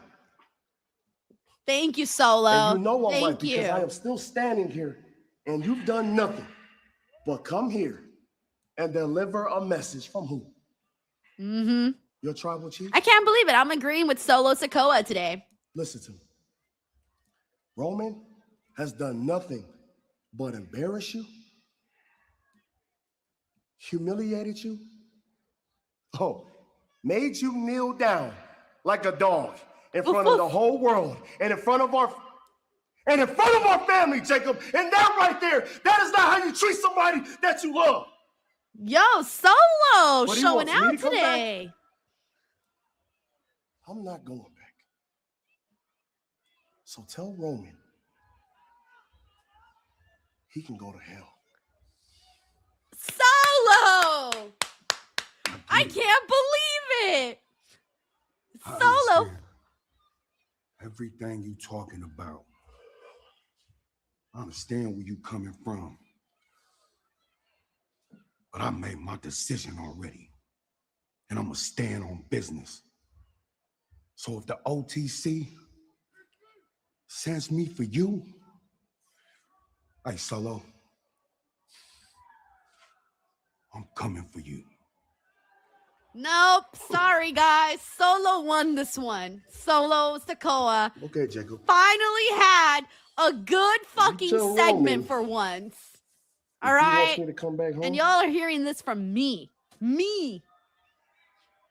then he can come and get me. Yeah, no, I agree. We got Matthew Landon here. Says, talk about Bizarre World. Well, that's a Solo massive speaking facts for message once. delivered by Jan Jacob, J but that's a says, return Solo to spitting sender right by now. Solo, ladies and Infamous DJ one says, Denise is starting to see the light. I can't believe it. A Solo Sikoa segment that I actually liked for the first time in God knows how long. But also, how about the Cruiserweight Good job, Solo. Championship Good job. recently He's won creeping by back Rey in. Fenix? He might, you know what? He might have a chance now. I was starting to worry about him. IGN Sucho says Solo always spoke facts. I don't know about all that, IGN Sucho. You know what it is about Retro Slam Solo? Solo's funny. When he's funny, I've always enjoyed when he's comedic. But whenever he was trying to do like the serious stuff, that's when I actually did not lock in with him. This is the first time he was serious that I did lock in with him. We got Uncreative Me here who says Solo stepping it up. We got Dingle here who says that was a very babyface moment for Solo. We got M. Durrett here who says Solo about to rise up. FDOTC. We got James Evan here who says Solo telling the truth. We got Corey here who says, I love you, Solo. We got Platinum Nick here who says, I've always liked Solo and believe in some of the stuff he says. This was my first time. My first time agreeing with Solo. All right, by the way, we got John Taylor here who says, one of these days when you are like, John, what are you doing here? I should be like, I'll take my super chats elsewhere. Good day. We both know my threat is hollow and I won't do that. Well, John, you are a Wednesday person. And so that's what I'm saying. Like, whenever you do appear on a non-Wednesday, it's very interesting. Very, very interesting. So I'm just saying, do you want to commit to Fridays? You can commit to Fridays. Thank you, John. We got David Primero here who says, good guy reminds me of Chucky, same hair color as Sammy. And isn't he, that's like that was also the doll's name, right? Like the good guy. Yeah, I remember that. Thank you, David. We got Infamous Raider Loco here who says, no jumping watermelon on the screen. It's normal, Denise. Yeah, son of a bitch, Frank! now he's going to defend that AAA. All right, for those of you guys who do not get the joke, right here on SmackDown. I was saying, when was it? I think on Wednesday stream, that in the future, because you know how they're doing fake creators now, and there's like there's people creating fake creators with AI and then having them do live streams and creating content, and it'll be like some beautiful, gorgeous woman, and it's actually a man, and it's not a real woman whatsoever. You guys have seen that. It's like all over Twitter and shit. Like, I keep seeing these videos. It's mortifying, whatever. So I did say that one day I'm going to be replaced by AI Diane, and AI Diane's gonna have a big old rack, and every time she loves wrestling and something she likes, she's just gonna be there like, you know, raking them in. She's gonna be raking them in. That's all I gotta say. AI Diane is my ops, though. Okay, that's all you need to know about AI Diane. Thank you for Ms. Ritter Loco. We got 16 seconds to London says, Cody's a boring champion and I'm a fan. They should take a risk and belt up Sammy and Saudi. Top stars don't always, they need the title constantly. I have been, even before, this was before Sammy had kind of gotten into this position where people started to hate him. But before we got there, I remember we were thinking like, oh, you know, like Sammy, given that Saudi's coming up, maybe that'll be the WrestleMania where he finally becomes champion. Who knows? Even before this, I was hoping that it was kind of a possibility, because I kind of feel bad that every single time Sammy feuds with anybody that's been a champion, they always throw it in his face that he's never been a champion. At some point, I think Sammy has what it takes to be a champion. That moment needs to come for him, but it's one of those things where I did not imagine Sami Zayn being a heel champion when he first won the championship. So I almost want to get Sammy back into babyface mode where the people actually like him.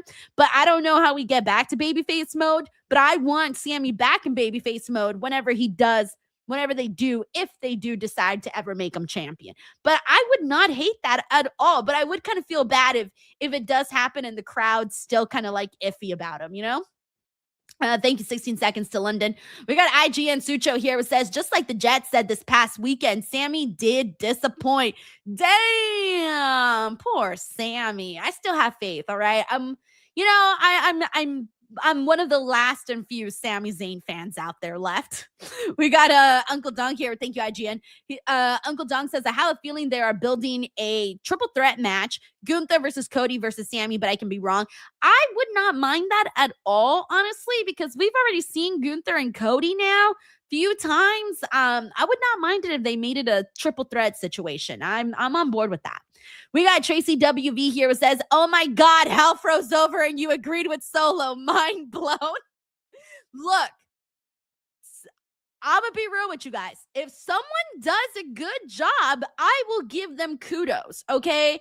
No matter, even if I've been saying you stunk this whole way through, the second you unstink, I will call it out. Solo did good today. I was a fan of this segment. So yes, if you do good, you will get nice compliments. Thank you, Tracy. We got John Taylor who says, best Solo promo ever. I think so. Well, I mean, it's the first time I ever applauded. So I'm going to say yes, best Solo promo ever. Mark this. On June 12th, 2026, Solo Sikoa cut a good promo. All right, we're back on SmackDown. WWE Universe, you can own an unprecedented piece of Lucha Libre history. We got Uncle Dunk who says, D, you are irreplaceable. To the left, to the left. Thank you, Uncle Dunk. This is a one-of-one collectible. We also got IGN Sucho here who says, Denise with Sammy, 1% chance, 99% faith. Also, happy 55th birthday to Mark Henry. I know, I'm so happy for him. It's his birthday today. I'll make sure to congratulate him tomorrow. I did text him. I did not forget, since I've been forgetting a lot of birthdays lately. I did not forget Mark's birthday. I did message him. I texted him. I tweeted about it, and I'm going to wish him a happy birthday in person tomorrow. Well, in virtual person tomorrow. over the Miz. Now But yes, chance. I've been getting really bad and I've been forgetting birthdays. Okay, I'm not going to do that. Sancho's still pissed at me that I forgot his birthday.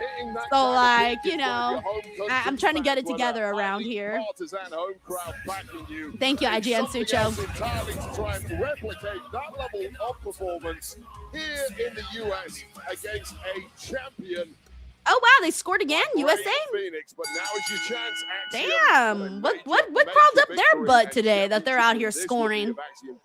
I saw someone asking on Twitter what the chances of USA winning the World Cup are, and I clicked on the thread and I was seeing like what we're saying. It was pretty funny. It's online on main network WWE. The chances were really non-existent, by the way, according to people on Twitter. What you would expect out of those two, and you're right, Bray Phoenix called it the proudest career achievement so far because he now gets a platform to show the entire world the drama and beauty of the art form. Yeah, who are you guys going for at the World Cup? But it is quite painful. Sheldon says, Denise, they're in LA now, gotta show up. Honestly, I'm not, like, I can't. Guys, I can't pretend, like, I can't be that person that pretends to care. I really don't. It's just not my thing. You know, it's just not my thing. Like, I'll clap and I'll be happy for whoever. And I'm happy for everybody. It's a big deal, man. Like, everyone that I know, by the way, is kind of not really working, especially when Mexico plays. Get out of the way. Like my at my husband's job, the boss, the owner of the company, set up like a bunch of TVs all around the facilities so that all the workers could be watching the games while they're working. So that was really nice, right? Then at my mom's job yesterday, they had like a big giant screen TV. They brought in a taquero, which is the taco guy.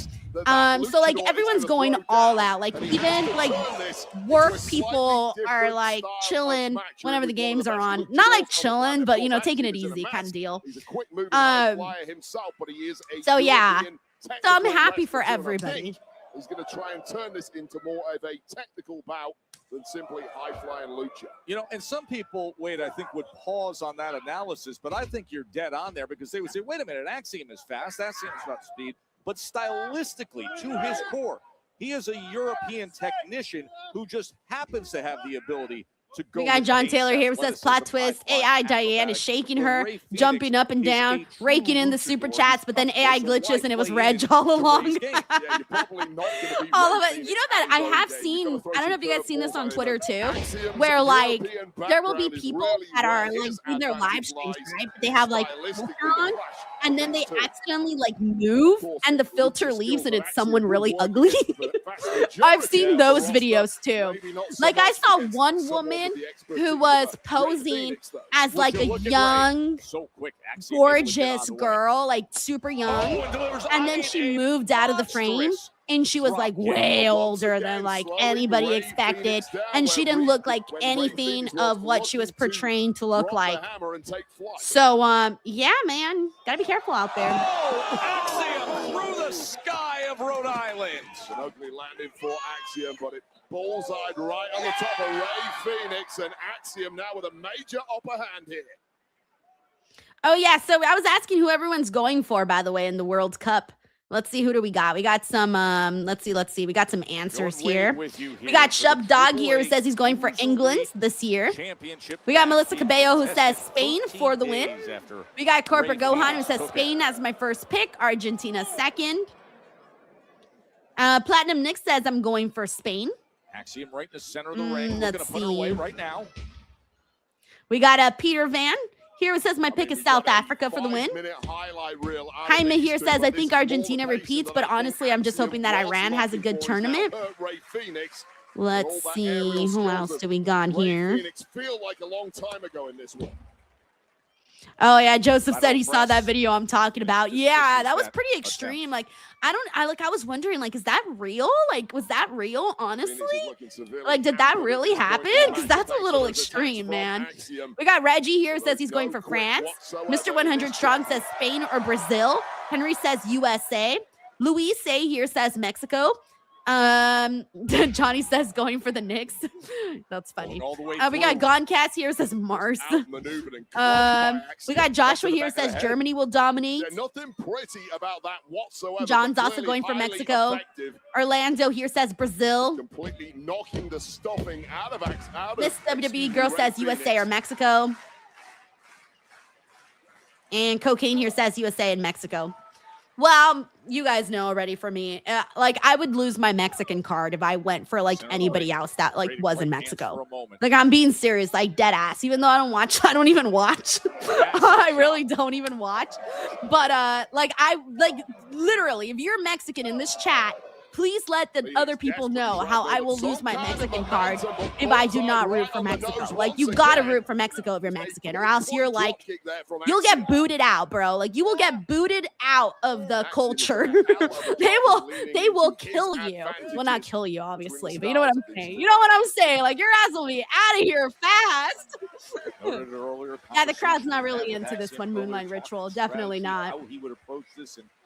We got a Chuck Bobby here says rooting for Team USA, Mexico, Canada, Haiti, and Ivory Coast. Bill W here says USA. Into a turnbuckle. Wow.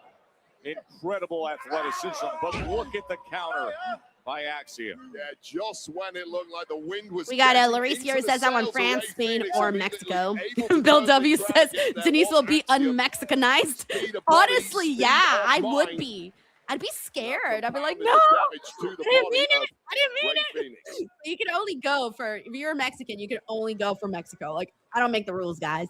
I don't make the rules. But I also know that the Stanley Cup is also going.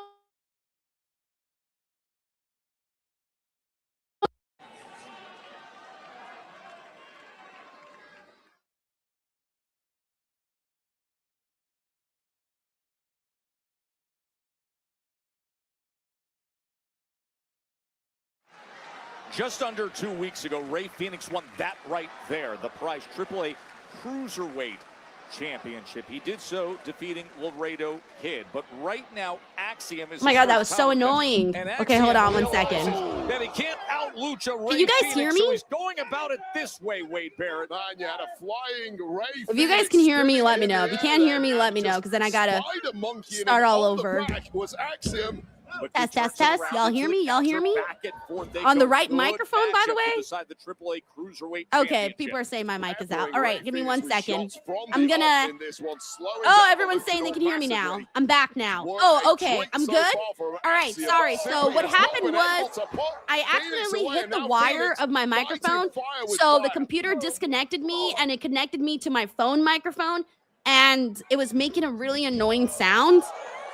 It just kept going click, click. And so now I'm back. Now I'm back. Yeah, it's kind of annoying. I hate that. Like, whenever I accidentally just touch the cord, it'll fuck up. He bounces back with that. And climbs right to the top to meet Ray Phoenix. We also got Desiree here. Says, hey, Denise, I'm going for USA. Says, Denise, you don't like the new tag team champions? I miss seeing Rhea and Damien together so much. No, I'm not really feeling it, to be honest with you.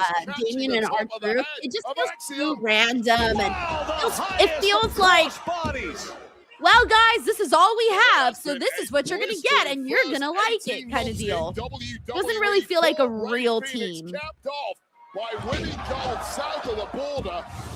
I'm looking to extend this run now with victory over Axiom. Why are you scaring me? Rooter Kung says, oh my God, Denise, look behind you. What? What's behind me? Providence, appreciating Rooter Kung, what is behind me? Ray Phoenix really having just display his. I don't know. Let me make sure my mic's all the way in. Of course, we know he can break the laws of physics when he wants to, but he's having to dig deep Test. All right, I think I'm good, right?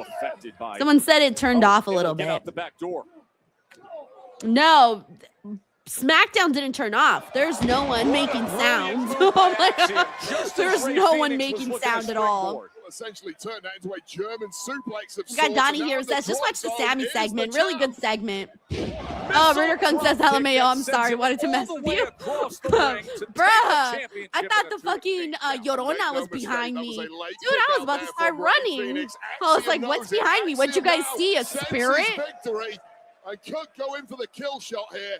Triple A That's really Cruiserweight scary. Championship on the line. Axiom has talked about it would mean so Here we much go, for him Joe. Here we go, to return Joe. to Mexico with that belt.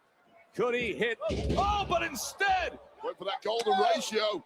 Golden ratio, his signature flying kick, but instead, Rey Fénix looking to take advantage.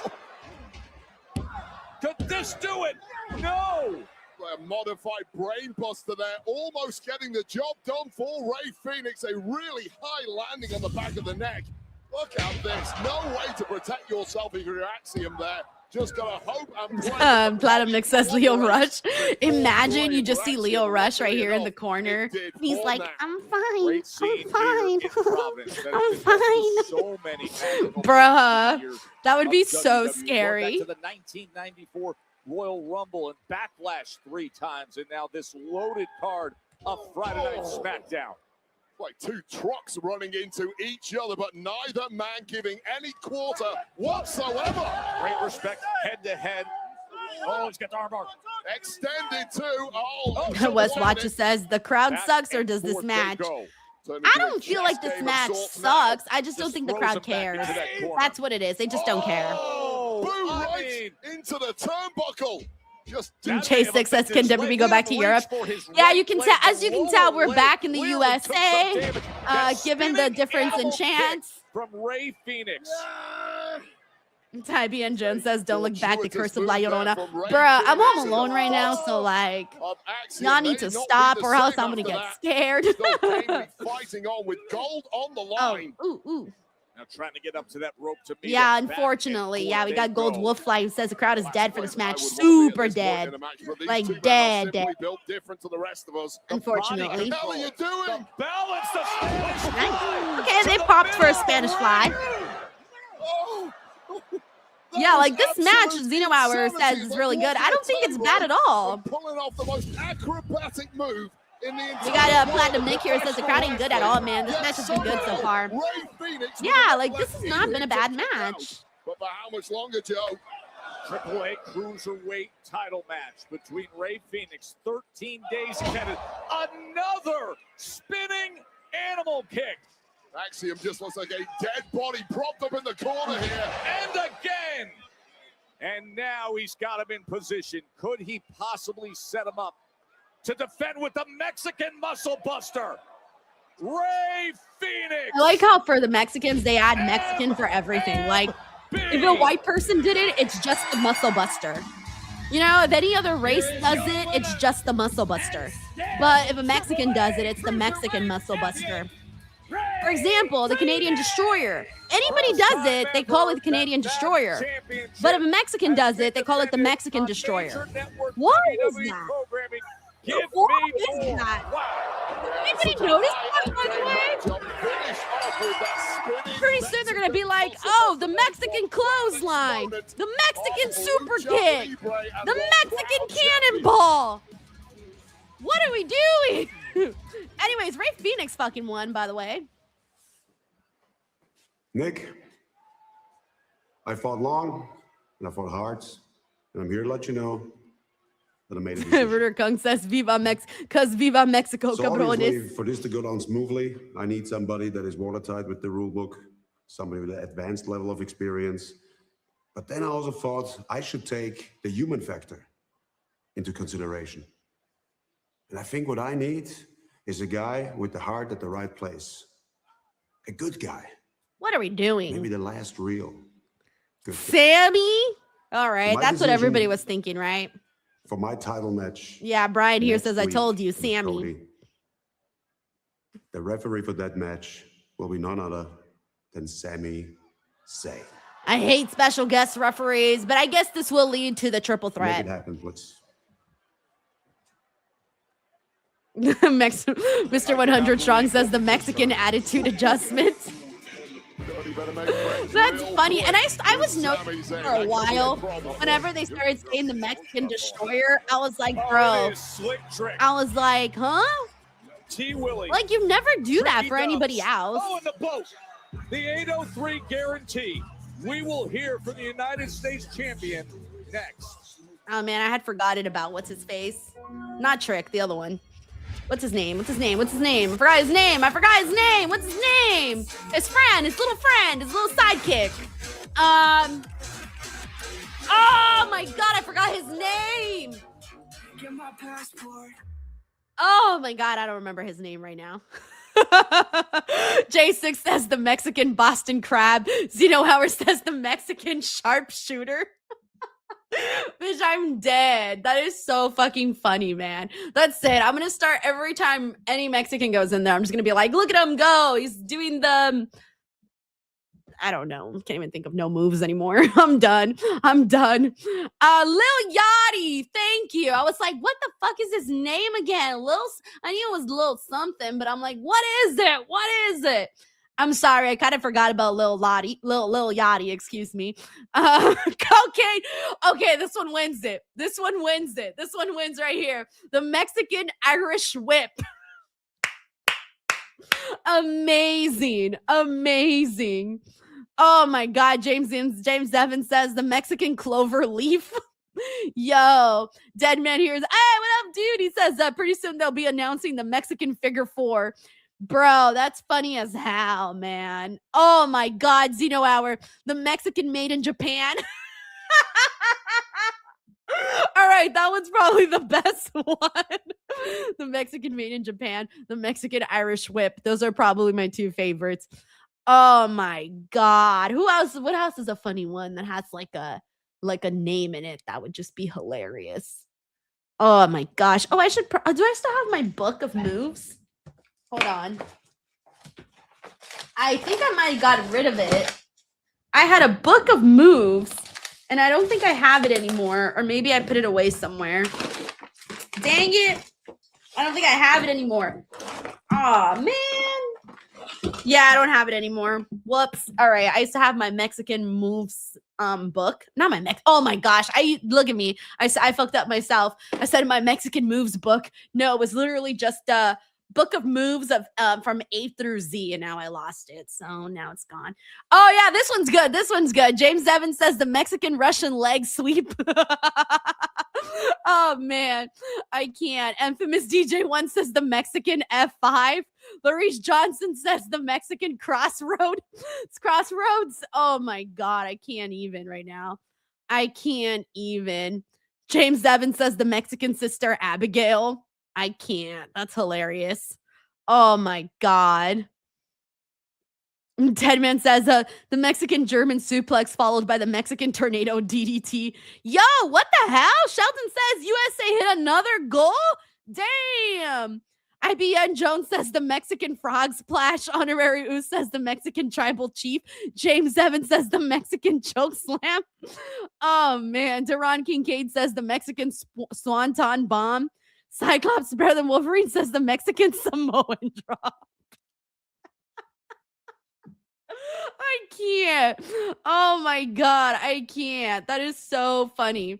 Oh my God. I'm dying right now. Okay. The Mexican Samoan drop is hella funny. All right, let me bring the audio back. Well, earlier tonight, we saw Sami Zayn. By the way, we got David Primero here who says, hey, Denise, I shared you some LA Night memes on Instagram story. BTW, it's my birthday tomorrow. Team Gemini with Mark Henry. David, I hope you have the best birthday tomorrow. I'm sad I won't be here to wish you a happy birthday, but happy early birthday. I wish you a good, big, giant breakfast, a good, big, giant dinner, and a good, big, giant cake. Thank you, David, for the love. And seriously, have a great birthday tomorrow, man. Gemini season. I don't know what the qualities of a Gemini are. We'll look at that right now.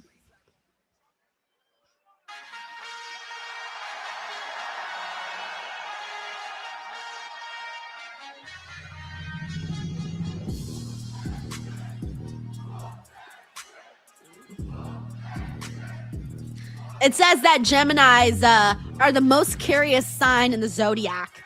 And they make great students and communicators. That's good. I like that. By the way, we got Uncle Donk here who says, Sammy's special guest referee. What's so special about the current version of Sammy? How sad. Hey, haven't you heard he's the last real good guy? The one and only. So funny. Trick But yeah, Williams no, I hate with special guest Lil referee Yachty stuff. Holding on to that diamond. Thank you, Uncle Donk. encrusted trick stick. Bruder Kung says the Mexican coast to coast.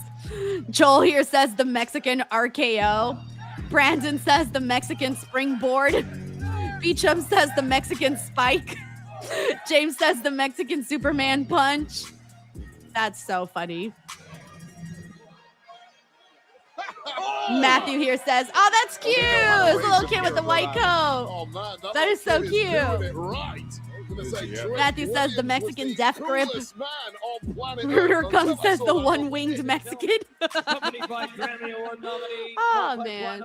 That's funny as fuck. Lil Yachty. Please welcome the United Lil States Yachty. champion. I don't even like Lil Yachty.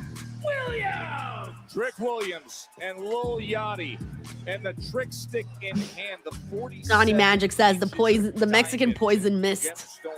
Platinum Nick says the Mexican Phoenix splash. Oh man, this could go on forever, guys. But it's true though. Why are they doing that? Why are they doing that? The career of Trick Williams. That's funny as fuck, man. Champion. And like no one said anything. Like I feel like I'm the first person who's called this out.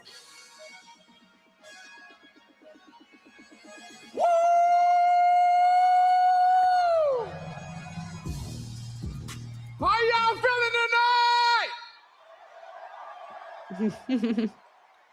Ladies and gentlemen, all those in attendance, the millions watching at home, even though I can't see, I would like to introduce to you the real champion of SmackDown, Mr. Trick! Whoa, hold on there, Yachty. Look, usually we come out and it's a party, and I love that. I appreciate that.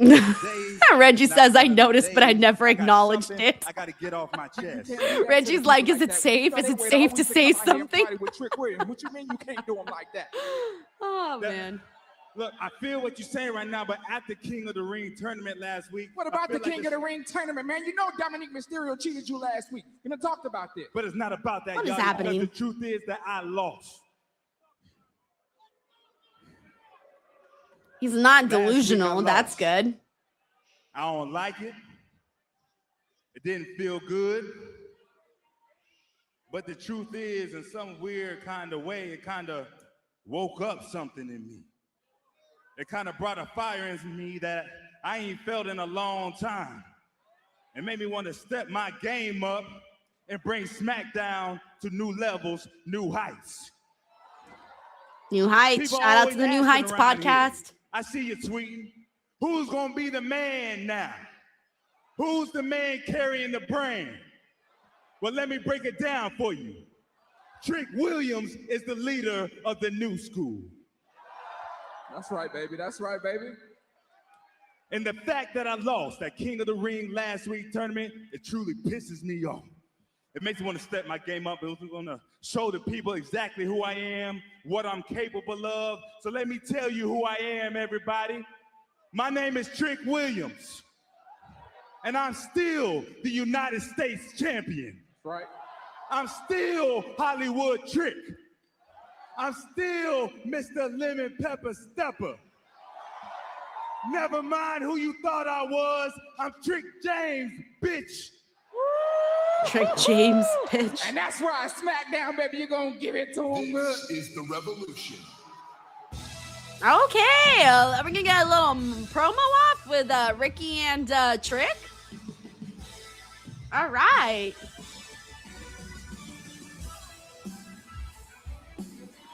Well, pardon the interruption. By the way, we got Jared Palmer here who says the Mexican people's elbow. No secret of the fact that Right here, the Mexican people's elbow. I got one. Let's go. Hilarious. Thank you, Jared. Has a little company trailing him, though. What a rivalry. Oh, I was kind of hoping for a Ricky promo war with Trick. Wait, we got robbed of that. I was hoping for it. We're going to cut all that off right now. Damn, poor Ricky. Because here's he the just problem. got cast into the side like a bad dish. Okay, he's back. Good. Give me the mic. Give him a mic, damn it. Come on. Since you got that championship, all you do come out here, catchphrase after catchphrase. I feel like I'm listening to a Dr. Seuss book. What are we talking about here? No, what the hell is that? Listen, here's what I need you to do, Trick. I need you to make up your mind. You standing here aura farming with that championship. Pick somebody. Is it Ricky? Is it me? What are we doing, dog? What are we talking about? First off, I'm the guy that beat you. So if there's any discussion, it's old Ricky Saints is the new contender for the U.S. Championship. Let's talk about it. Okay, Ricky. Okay, Rick, you know what was clear cut here? Is that we need to cut you out the picture. Because until you got involved, me and Trick had our own thing and we was handling business. Look, Trick, you got two guys killing themselves for an opportunity at a title about a guy that don't even want to defend it. So what's up with that? What are you forgetting? I beat you last week. There's nothing to discuss no more. Oh, you beat me? Well, you're looking at the guy that also beat you. So what you want to do about it? Oh, how about we go ahead and split the difference right here in Providence? You want that? I wish both of you would shut the hell up. Because the truth is, it doesn't matter. Y'all keep bickering and battering about who deserves the opportunity at my title. It doesn't matter because I'm going to stomp the winner out anyways. But I tell you what, you Siamese twins, y'all figure it out. Y'all battle it out. Whoever wins can finally come see me, the champion. But until then, shut the hell up while grown folks is talking. Aww.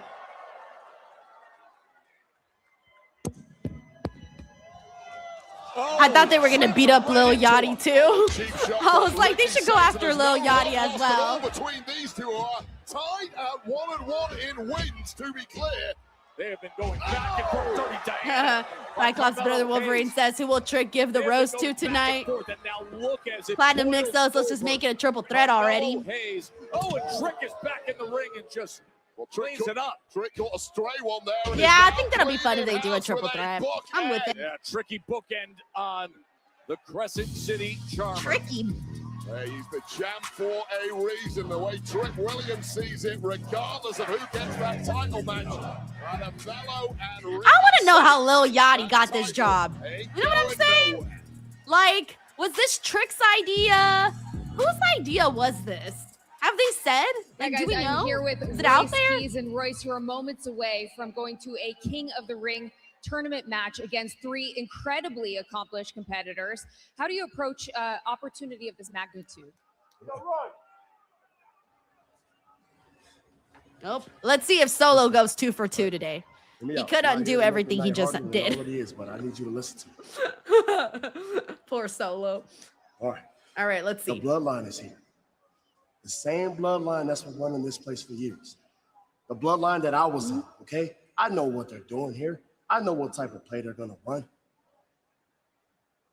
The bloodline is here to make sure that Jay goes on to the next round in the King of the Ring tournament. And guess who's here to help? Jacob. Yeah, the one you call family? That don't sound like family to me. Jacob was gone. He took a kneel in front of Roman. Now listen. All right, Solo's going 2 for 2 tonight. Hell, you don't even have to fight with me. I just don't want to see you a casualty in Roman's war. Ooh, fair warning.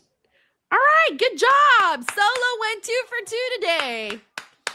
Damn, look at Solo. He's coming back from the dead. But right now, Providence, let's all pledge allegiance. We got a tag team action right now.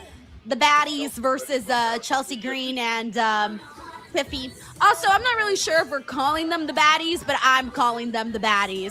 And I'm talking about B-Fab and Michin. But I don't think they've ever actually called them that, but I'm calling them that. Brian B says, we need Dragunov back on TV. Man, did you guys see that I think it was Dave that put in the Observer that they said that they don't see Ilya Dragunov as like a top guy, something like that. I nearly passed out when I saw that, by the way. Like, what the fuck you mean Ilya Dragunov not a top guy? Like, not a main roster guy. Like, not like a main roster guy, but not like championship material guy. Like, what? I nearly passed out. Did anybody see that? Because y'all know I love Ilya Dragunov, and he's like, you know, up there for me on my list. I saw that when I was in Italy, so I kind of just glanced at it. I didn't like go into like the deep ends to go see what was up. But yeah, that really kind of bummed me out though, to think that there's a chance that WWE may not see what I see in Ilya Dragunov. We got Gold Wolflight here. It says Ilya hasn't been booked the same since Brock Lesnar no-sold him at the Royal Rumble. Damn, man. I don't feel like he's been booked the same since he came back from his... Well, actually, no. Let me correct that. Because he did have the U.S. title, and he did really good as U.S. champion. Like, that was great. But then when when it started to get a little weird was when they just had him do those backstage confrontations with Carmelo, and they would talk almost every week, if you guys remember. And then I don't think we ever actually got... Did we get the match? Because I know they've wrestled so many times, Carmelo and Ilya, but they kept still having, like, those backstage segments. And I think... when Carmelo won the title, then I don't remember if we got it again after that. Whatever. It's a lot. We got Austin Wright, who also saw that. That bummed me out, man. That really bummed me out for sure. Oh, man. Let's see what else we got here. We got Platinum Nick here. Says they're crazy if that's what they think. Bro should be receiving the same push as Gunther. I think the only reason he's not is because he's not as big as Gunther. But, like, can you imagine if Ilya was as big as Gunther with the way that he wrestles and that insane amount of energy that he brings? Like, Ilya Dragunov, to me, brings a killer vibe to the ring that not a lot of wrestlers have. There are very few wrestlers that have that kind of, you know what I'm talking about, that Ilya Dragunov aggression. I don't even think I can name somebody else that has that Ilya kind of aggression. And that makes me really sad, makes me really, really sad. We got Brian B here who says main eventer is debatable, but he absolutely should have been in the King of the Ring tournament and pushed in the main card. I can see that dude as a main eventer. Oh, hell yeah, I can. Like, I'm sorry, like, match-wise, he's probably the best wrestler that they have. He's one of their top wrestlers on the show. But you know how it is. Makes me so sad. Let's see what else we got here. Let me see. Let me go through some more comments. We need to have M. Tourette here. Says Ilya needs to pull a Ciampa and eventually go to AEW and have killer feuds and become a top guy. Yeah, man. Yeah. Can't disagree with that one. I think maybe his style just fits a little bit more over there. So, yeah, exactly. Brian B says natural intensity. Alrighty. We got Melissa Cabello with a great question. Says, has anyone got in Club WWE? Anybody here have Club WWE? Let me know if anybody here actually has it. All right. We're back in about a minute to the actual show. Friendly reminder that after this, we are also back with the post show. I will be joined by Santi to talk about SmackDown. So that'll be really fun. So a good time immediately after this. Let's see what we got here. Larice Johnson says, I'm still waiting on the list. Wait, what list? What list are we talking about? What list? Did I forget something? What list are we talking about? Oh, man. I don't even remember what we were talking about no more. We got Eric Douglas here. Says, do you think Tatum fits better on Raw or SmackDown? Great question. I feel like there's more variety on SmackDown right now with the women. It feels like it. So I would say SmackDown. It feels like there's more to play with on the women's side. All right, we're back in 4 seconds. Rooter Kung says, remind Santi that Canada didn't win. Wait, they didn't win? Oh, man. Chelsea Green ready for action. Oh, Matthew Landon says the move list. Oh, we got so many lists. I mean, so many names on that one. Influence our Queen of the Ring first round fatal four-way match that was won by the way, we got Mr. GRK Chef 13 says he would like to see Ilya versus Chad. Same, bro, same. We got Uncle Donk here who said, "Yeah, not talented eco can't sell merch in TKO terms." Yeah, they like certain people, you know. They like certain type of wrestlers. Thank you, Uncle Donk. And their opponents, the team of BFAB and Cal Joseph says the Mexican Destroyer. team of BFAB and Oh man, I did see that he was at the game. Yeah, I saw that. earlier, and then it took Alexa I'll be right back. to come down to try to help out, and then it was Tiffany Stratton doing the right thing, running down for the All right, give me 1 second. with me fight them off, Need to get only to see them then come backstage where it was Chelsea Green who came to their defense with a kendo stick in hand. I mean, doing the right thing, Tiffany Stratton chasing them off is a matter of perspective, and what's important here is the perspective of Michin, BFAB, and I'm sure Jade Cargill, and they would not agree that it was the right thing. But you're right, Joe. Luckily for Tiffany Stratton, a friend in need, a friend indeed. Chelsea Green arrives with the kendo stick, and now we have our tag match. And Chelsea Green seems absolutely elated that her mission to befriend Tiffany Stratton is finally paying some dividends. Tiffany saying, you go right over there. Well, I don't think Tiffany Stratton quite respects. And I didn't miss a second of the match. All right, good. I would say they're growing into the Jonathan says more than a second. Yeah, I got held up because I went to go get some water, but then I remembered I had a Dr. Pepper, and so it was. I had to take a sip. I was like, "Oh, I have a Dr. Pepper. I'm gonna take a sip before I go back." Jax of all people, with some assistance from Tiffany Stratton. However, last week, without Stratton's assistance available, she lost. All right, let's see what we get out of this. I'm happy though that Michin and BFAB have gotten a lot of TV time, which is why I was happy when they joined up with Jade Cargill. United States champion Tiffany Stratton. The cartwheel Alabama slam. Now Chelsea Green into the mix. Chelsea, despite her gold-clad career, Oh man, I'm exhausted. United States Championship once upon a time, clearly has to earn her stripes a little bit in the eyes of her tag partner Tiffany Stratton. But it was a nice flurry there. Showed some initial chemistry together, but this is where Rooter Kung says Mexican water. Yes, BFAB. Mexican water. Striking attack. That's funny as hell. The leg, and Chelsea gets that. Mexican water, because I can sit on my Mexican chair, on top of my Mexican mic and my Mexican computer. Oh my god, that's hella funny. What she views as hers. Although Chelsea clearly has a very different perspective. What up, Rubes One? Thanks for joining the stream. How are you, man? Driving that right forearm in, and I got Stevie India here. Says, does Jade really need to be in a faction? Oh, I love her with a faction. I love it. She's giving full-on girl boss. I like it. Michin, an absolute menace in that ring when she gets going. Yeah, Truth Bobby says, damn, Providence love themselves some Chelsea Green. Yes. Yes, they are loving Chelsea Green. She's gotten one of the best reactions of the night. But this crowd, by the way, has been... They have not been good. I'm going to be real with you. It has not been all that hot right now with the crowd and stuff. Reggie says, and drink a Mexican Dr. Pepper. Oh, man. That's so funny.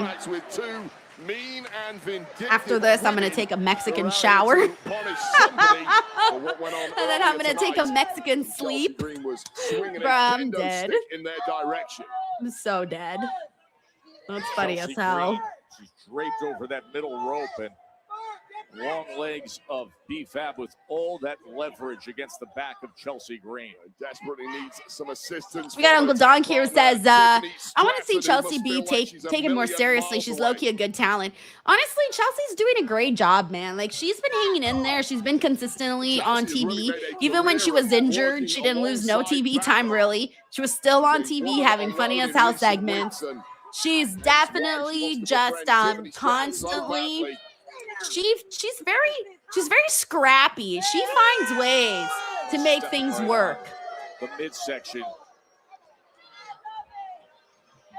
Just looking to torture opponents at this point, sending a message to the entire locker room, including Tiffany Stratton. This is what happens when you step in the way of business for Yeah, I Michin, wonder- B-Fab, and indeed Jade Cargill. I wonder if Michin and B-Fab, Cargill must be fuming that she got knocked if out they'll of the Queen of the eventually Ring get tournament earlier. something more out of this, or if this will kind of be the tier of which they hit on the show. Who knows?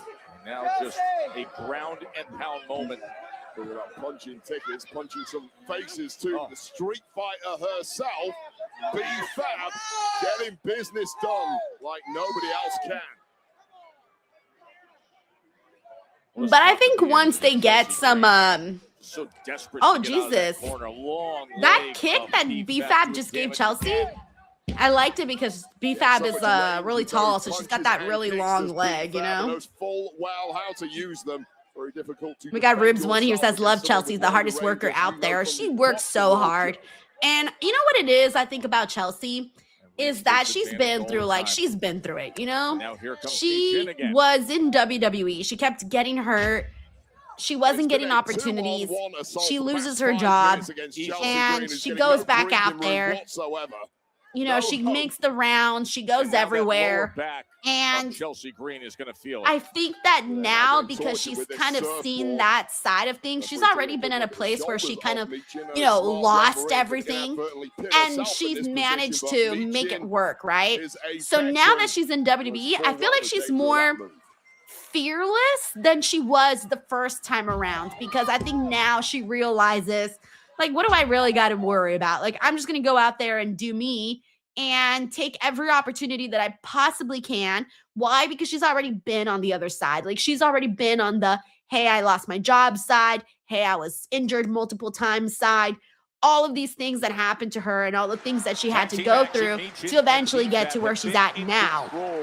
And I think that all of that was a learning experience for her, and that's why she's at where she's at now, because of everything else that she went through. Yeah, exactly. This is also true, IBN Jones says Chelsea is a personality. She's like this off screen. This is true, by the way. Very, very true. She's one of the best persons to interview because it's just who she is. Talking to Chelsea Green is like talking to Chelsea Green on TV. That's just who she is. Murder Kung says, bask in his Mexican glory. Oh my God. Crucially, has not given up, has not quit on the fight. Wow, Chelsea. The Northern Lights suplex there, may buy a little chance. Ribs one says she keeps pushing herself no matter what and keeps getting herself on TV and kills it. Yeah, exactly. Talk Muck says the Mexican American nightmare. That one's good.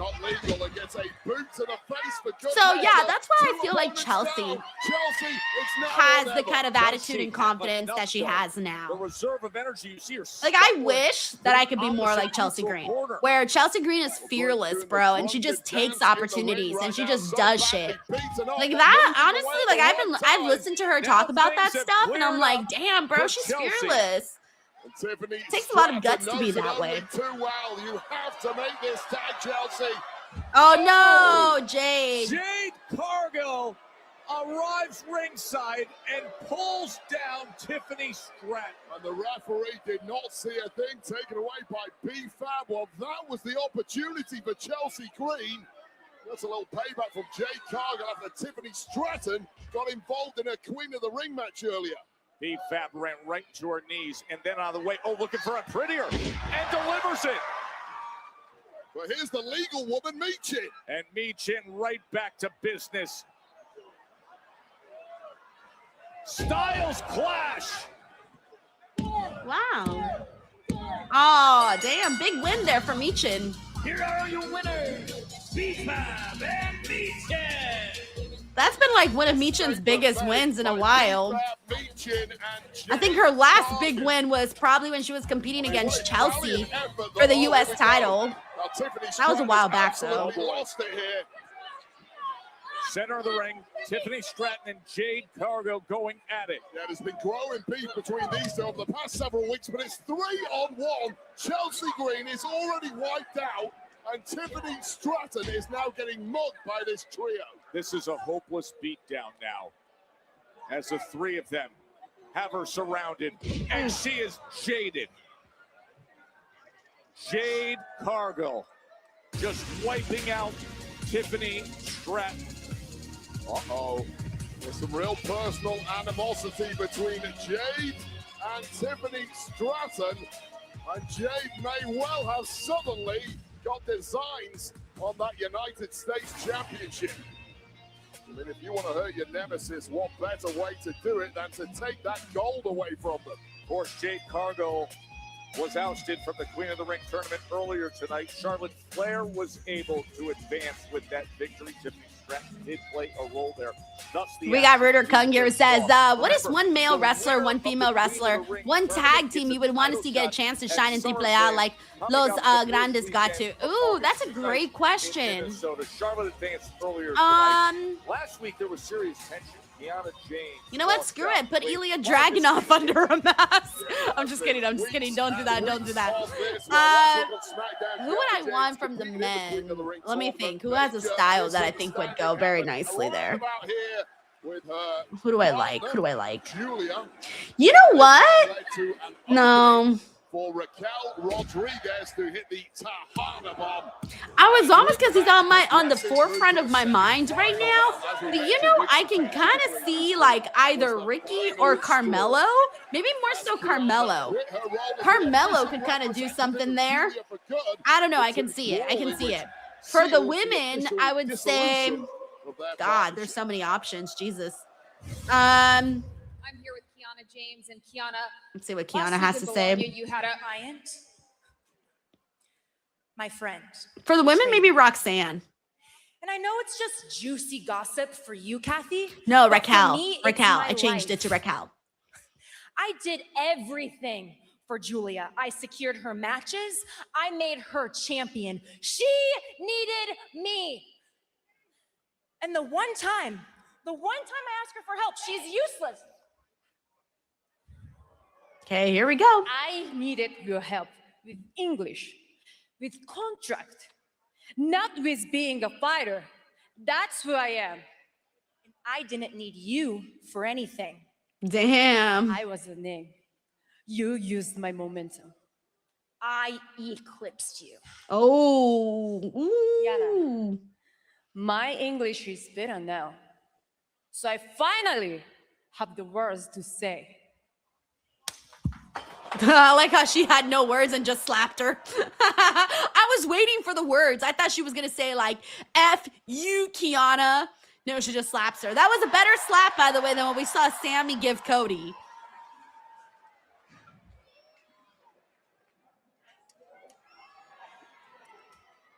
It's been a long time. Coming. SmackDown. Good luck. Amigo.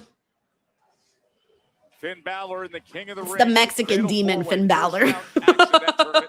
Oh, and then for a tag team, God, I was gonna say Humberto and Angel Garza, just so that they can get. Have they gone down there? They might have already, huh? Whatever. I'm gonna throw them out there just so they can do more. Thank you, Rooter Kung. We got Uncle Donk here who says, do you think being Tiffy's new BFF is good for Chelsea? Yes, absolutely yes. Yes, 100 times, Uncle Donk. I see no issue with it. I'm on board.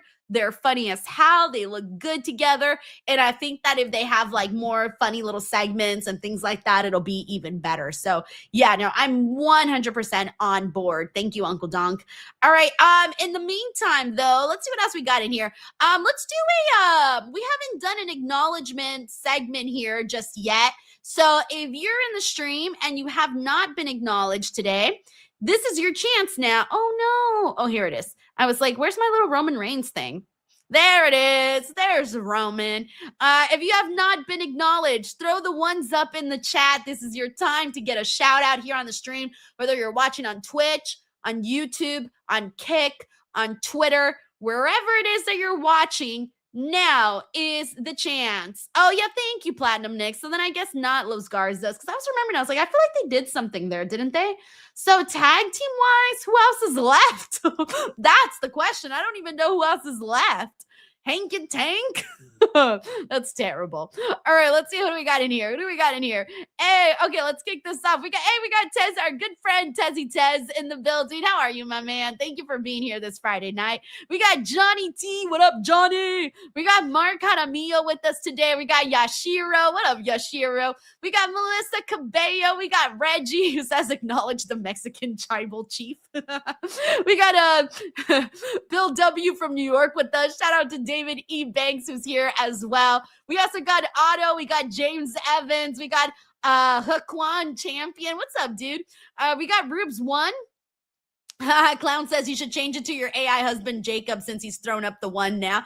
No, I'm a little disappointed in Jacob Fatu right now. He let me down, okay? He failed me. He failed this city. I'm very, very upset at Fatu right now, so I'm sorry. I can't. No. I'm upset. We got Miss WWE Girl, too, with us. We got Jonathan in the building. Shout out to Platinum Nick. We got Reggie. Hold on. Wait. There you go. Platinum Nick. We got Reggie. We also got infamous DJ One. We got Joel in here. Shout out to Joel. Ampson Sen. I think I got that. We also got Stevie India. We got Goncast as well. Let's see what else we got. We got Big G. What up, Big G? We got Darren's in here who says Tiffy and Chelsea are BFFs in real life. They went to Coachella together with Maxine. I saw that. But I feel like Chelsea's kind of best friends with everybody at this point. We also got Wes Watches Stuff who's here with us. Shout out to W. Stein. Thank you for hanging out with us. Mr. GRK Chef. Yeah, Fraction was lit. I think someone said they have already gone over there, though. Let's see. We got Maxwell. Oh, and we're back here on SmackDown. Are we actually going through with this? Look, Cody. Yo, what up, Andrew? You know he got lawyers all right, involved. acknowledgement hour is over. He said he wanted to name the stip. He named the stip. He wants the referee. This is it. I understand that, but Sammy is a wreck right now. Emotionally, he's unhinged. all over the place. He's unhinged. Oh, damn, he got caught talking shit. You gave me one, I gave you one. Please tell me, Sammy, that we're good. I don't know, Cody. I'm a bit of a wreck. My emotions are all over the place. Good luck next week. Damn, that was more of a threat, to be honest with you. All right, so let's talk about next week, because this is turning into a massive card and wildly intriguing. We're going to be at the T-Mobile Center. W. Stein says they need to bring up Dark Stage. W. Stein, you're wildin', bro. You're wildin'. You're wildin' out here, man. This card in Kansas City. The undisputed WWE Championship will be decided on SmackDown, and it's commercial free. Oh, wow. Next Friday, no commercials. Gunther Wade demanded Cody Gunther. That Sami Zayn will be the guest referee. Maybe Sammy screws Cody and we actually get a title change. Although, I don't know why they would. I don't think they would do a title change on SmackDown when they could have done the title change in Italy. Like, no offense, but I think it would have been much better to do a title change at Clash in Italy than on a random SmackDown. Where's the SmackDown at either way? I forgot where they said it's at. We also have another. I'm sorry. So I don't think anybody's actually buying that the championship will change hands. Championship match will have Damian Priest and R-Truth defend against Oh, that's gonna MFT. suck. And as we saw earlier tonight, Sorry. Charlotte Flair progressed in the Queen of the Ring tournament. Charlotte Flair versus Liv Morgan will be good, though. That'll be good. On SmackDown in Kansas City for a place in the final to take place at Night of Champions. What a massive SmackDown next week in KC. God, I don't remember the last time we saw Charlotte Flair versus Liv Morgan. Guys, I'm here with LA Knight. Yeah. And LA, a big opportunity ahead of you, a match in the King of the Ring tournament. But the Bloodline is in the building, and given what's transpired. You know what? That's all you got to say is the Bloodline's in the building. Let me talk to you. The Bloodline's in the building, but more importantly, LA Knight's in the building.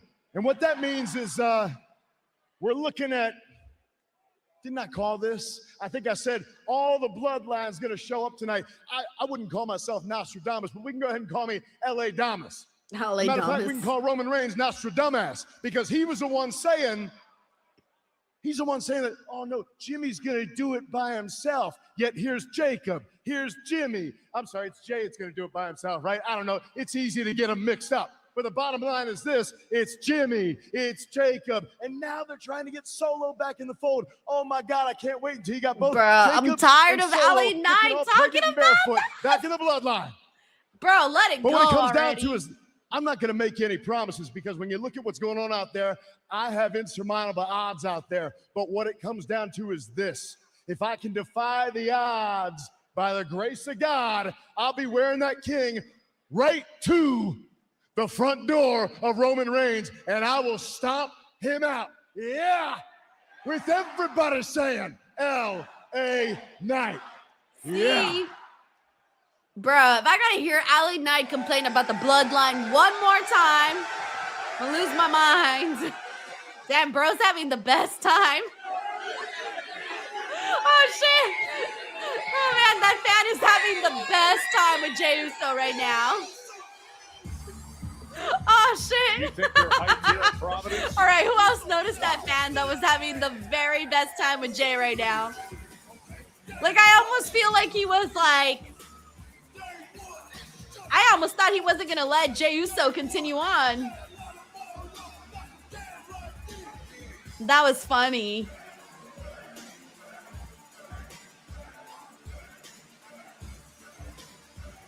Oh, they are eating deep into the night here in Rhode Island. Oh, man, this matchup contains a whole ton of fan favorites, but this reaction is going to be very difficult to top for main event Jey Uso. All right, they got a good amount of time for this one, too. By the way, we got Jey, LA Knight, Royce Keith, and Finn Balor. Let's see if the men can have as good a match as the women did today, because the women killed it today in their Fatal 4-Way match. So let's see if the men can live it up. Joe Montez says, little man got his 15 seconds of fame. I almost thought he was going to go like the whole way through with Jey Uso. I'm like, there's no way. I'm like, I don't think he's going to like stay back. Like he's going all the way through. But you know what? That fan paid his hard-earned money. And I know that ticket did not cost $20. So you know what? Enjoy yourself, my man. Enjoy yourself. All right, let's see what else we got here. Let's see. Let's see. All right. Before we continue, we're in Baltimore for next Monday Night Raw. All right. Before we continue, just a heads up to everybody here. Do we got any peeps in the Northern California area? If we do, listen up, everyone. June 27th. Mark your calendars. June 27th. We're really around the corner from that. Saturday, June 27th. You heard the date here. I am going to be live for my third ever podcast, my live podcast that I've been doing.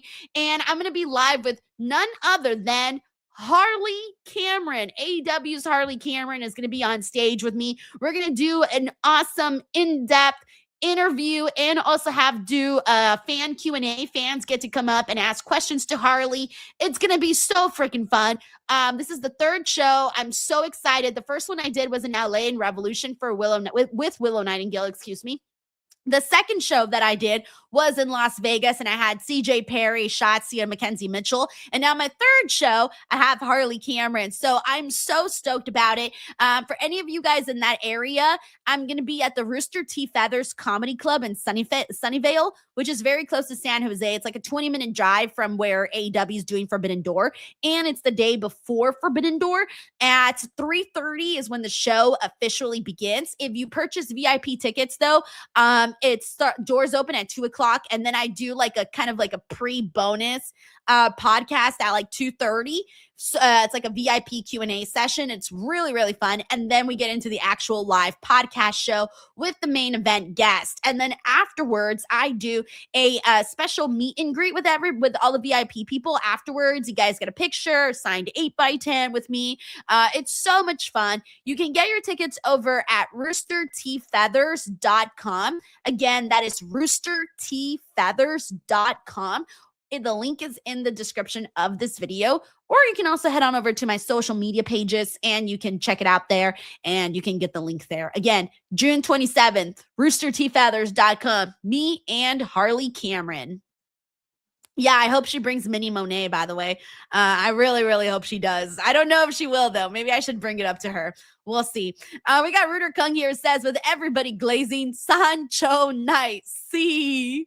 Oh, man, that's hilarious. He's like the last LA Knight fan. Bless his heart. Bless his heart. Bless his cotton socks. Thank you, Rooter Kung. All right, let me see what else we got in here. Thank you so much, Platinum Nick. Says, good luck on the live show once again with Harley. Thank you. We got Awesome Sauce Radio back in the house. How are you, man? Says, wish I was in California for this. Hey, move on over to California. Actually, don't. It's very crowded and expensive. Oh, man. We got a see. Hey, what's up, Chris Ledeck? He says, damn, I've been to Sunnyvale a ton when I lived in Walnut Creek. Yo, well, come back, man. Drive up to actually. Nah, because you're in Irvine still, right? If you're in Irvine, then yeah, probably definitely do not drive up to Sunnyvale because that'll be like 8 hours of a drive. I don't know how many hours, but it would be quite a while. California is very big. Rooter Kung says Mexican nights. Of SummerSlam. Individual event tickets are on sale now via Ticketmaster. Of course, King and Queen of the Ring tournaments. The winner. Joseph says he's in Concord. Ooh, how far of that is a drive? Like, how close is Concord to Sunnyvale? I'm not really familiar. I'm not as familiar with the Bay Area. So you know, I just know like a little bit of it. Has to get the other title. Good luck to anyone who defies the orders of the OTC. All right, I need to shut up because I love this song. Also, thank you so much, Joel. It's a very nice comment. Thank you. A wild year of massive. Oh, wow. Joseph says 40 minutes. Yo, pull up to the show. Joseph, I'll see you there. He walks alone and takes orders from nobody. Time of Judgment Day dissolved.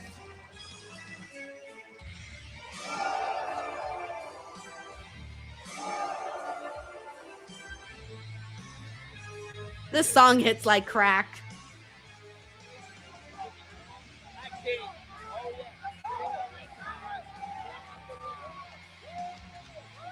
We got Clown here, says people don't realize the size of California from San Diego to weed is a couple days unless you have someone driving at night. To weed? Oh, you meant LA though, right? You didn't mean to weed?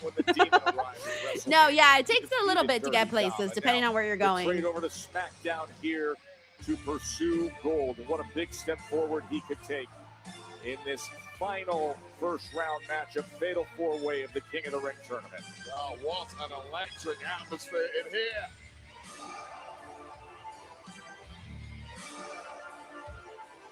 So good. So good. I feel the dopamine hit every time the little thing hits. Like I get a rush of dopamine. When he first arrived in WWE 10 years ago, well, he suddenly looks 10 years younger. On the best. Yeah, seriously. What did Finn Balor do? Give us the secret to youth, bro. What'd you do? What'd you do? By the way, thank you so much to Awesome Sauce Radio. That's very nice of you. Sending in a super chat, bro. Thank you. I'm going to send you some good karma. Thank you, Awesome Sauce Radio. And here's the man that I think makes this fatal four-way wildly intriguing. Oh, no! Does he live in Sunnyvale? Oh, man! Oh, man, I wish he could have made it to I wish he could make it to the show.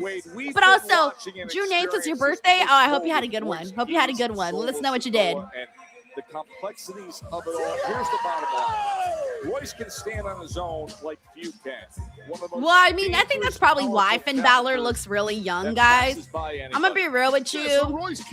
Finn Balor looks like he eats really healthy. He looks like he eats clean. He looks like he thinks about what he puts in his body. So it's no surprise that he looks the way he does.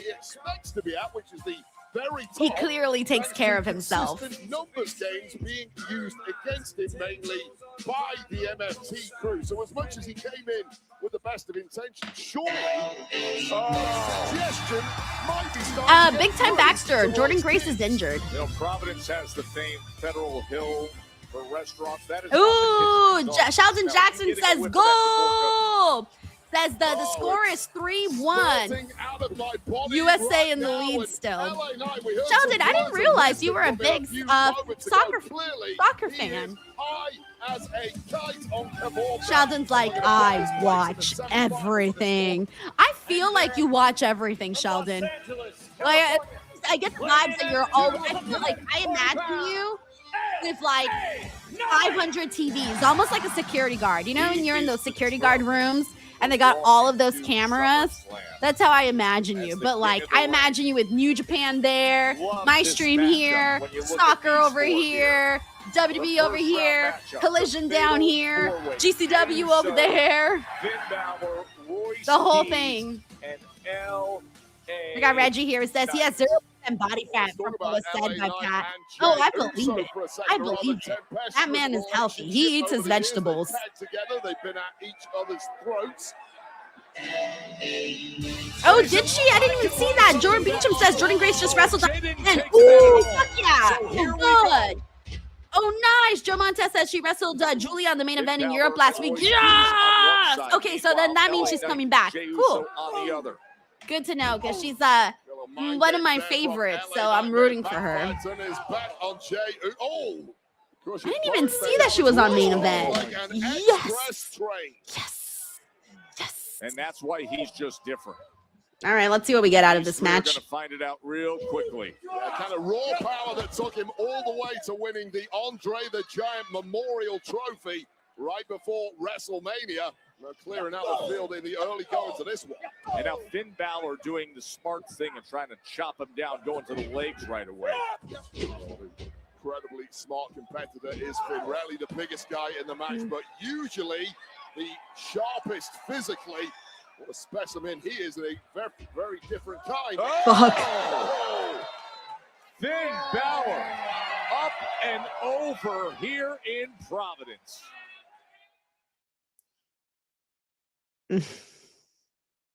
All right, don't worry. It's me muted for a second, but we'll be able to hear the whole match. This match will advance to the semifinals of this King of the Ring tournament. Finn Balor just waiting for his moment there to take out big Royce Keys, isolating Jey Uso. All right. Oh, man, you can hear that echoing across the arena. I'll tell you right now, looking at the four men in this match, I am not imagining that this one is going to be... How have you guys been enjoying SmackDown today? What do we give SmackDown today on a 1 to 10? Where are we at? I really liked the opening match. I was like, on the Cody Sammy stuff, but whatever.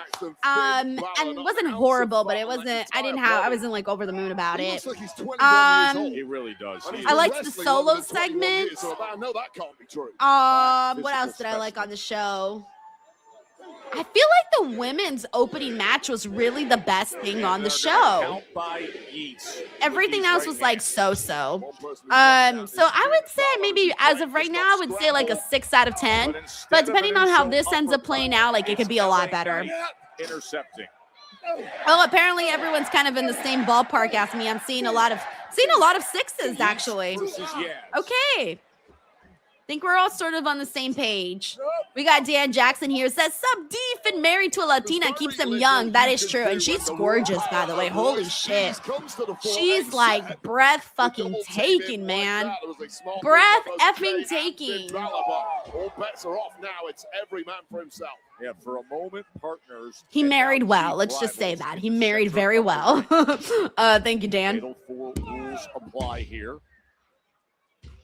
We got Ritter Kung here who says, 8.3 for me. SmackDown is usually boring, but I've liked the marked matches and the segment. Solo Cook that gives it 1 point alone. We got Chuk Bobby here who says, honestly, at this point, I'd give it a 6.5 out of the 10, but I'll wait for the main event to finish. We got Infamous Raider Loco says an 8 for all the women's segment. They really showed out on this show. They really did, though. They really, even the tag match with Tiffy and Chelsea and Michin and B-Fab, even that one, too. Back to the very pinnacle of this industry. Rips first into that security barrier, will not feel. Sheldon says, I'm giving SmackDown a DNF. What's a DNF? Do not. Huh? What's a DNF tonight because of the World Cup? All over the arena with A DNF. Royce Keys in hot Do not. LA Knight, who, unsurprisingly, Do not fold. desperately Do trying not to get away. find. Do not fail. Do not Gets around fuck. against What Royce is Keys it? What is against that barrier. DNF? Meanwhile, back in the ring, Finn Balor and Jey Uso locked up. Did not finish. Ah, that's it. DNF. All right, never mind. I didn't know DNF was did not finish. I was close though. I had did not. I did have did not. I just couldn't figure out the F. Okay. Got it. Got it. Everyone knows what DNF is apparently. Is this like a gaming thing? DNF? Because I don't think I've ever heard anyone say or use DNF before. Either that or I'm out of the youth circles and I've been hanging out with a bunch of old people and that's why I didn't know DNF.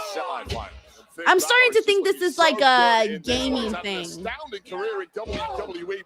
I'm starting to think it's like a gaming thing of some sort. Kind of like Although he's looking to change that very, very soon by winning this match. GG, good game. I've seen that because I used to play Scrabble. So people used to write GG to me after a game. I used to play online Scrabble with strangers. And after a game, people would put GG. And I'd be like, GG. Oh, man. Oh. Finn Balor was never going to win that battle. Oh, Jey Uso. Yeah, that's the right to the mid. Yeah, I wasn't the only one. Nick says, yeah, I actually never heard of DNF. Okay, Big Time Baxter says something you say while playing Call of Duty. Okay, see, I figured as much. Royce Keys, could this be it? The save coming in was LA. Okay, I'm going to start using DNF. I've been learning a lot of new little acronyms here and there. Jey Uso just got wasted. Like last year, I learned NPC. I took a picture of my brother. We were in Hawaii and he goes, I showed him the picture I took of him and he goes, oh, you made me look like an NPC. And I was like, what? I'm like, this is a really nice picture of you. What do you mean I made you look like an NPC? And what is an NPC? And so I learned that an NPC was a non-playable character. And I'm like, okay, but what does that mean exactly in reference to this picture? And then he did the whole explanation for it. And so now I also use NPC. Starting to catch fire. Oh, and he just got decapitated. Rubes one says, did not finish. That's what she said. And if you don't want a DNF, Blue Chew, promo code Denise. Wow. Oh, man, you pull and if it wasn't for Finn Balor, that power slam may have just done it. You pulled that off against a cruiserweight. It's really impressive. LA Knight is over 250 pounds and just got thrown around by Royce Keys like he's nothing.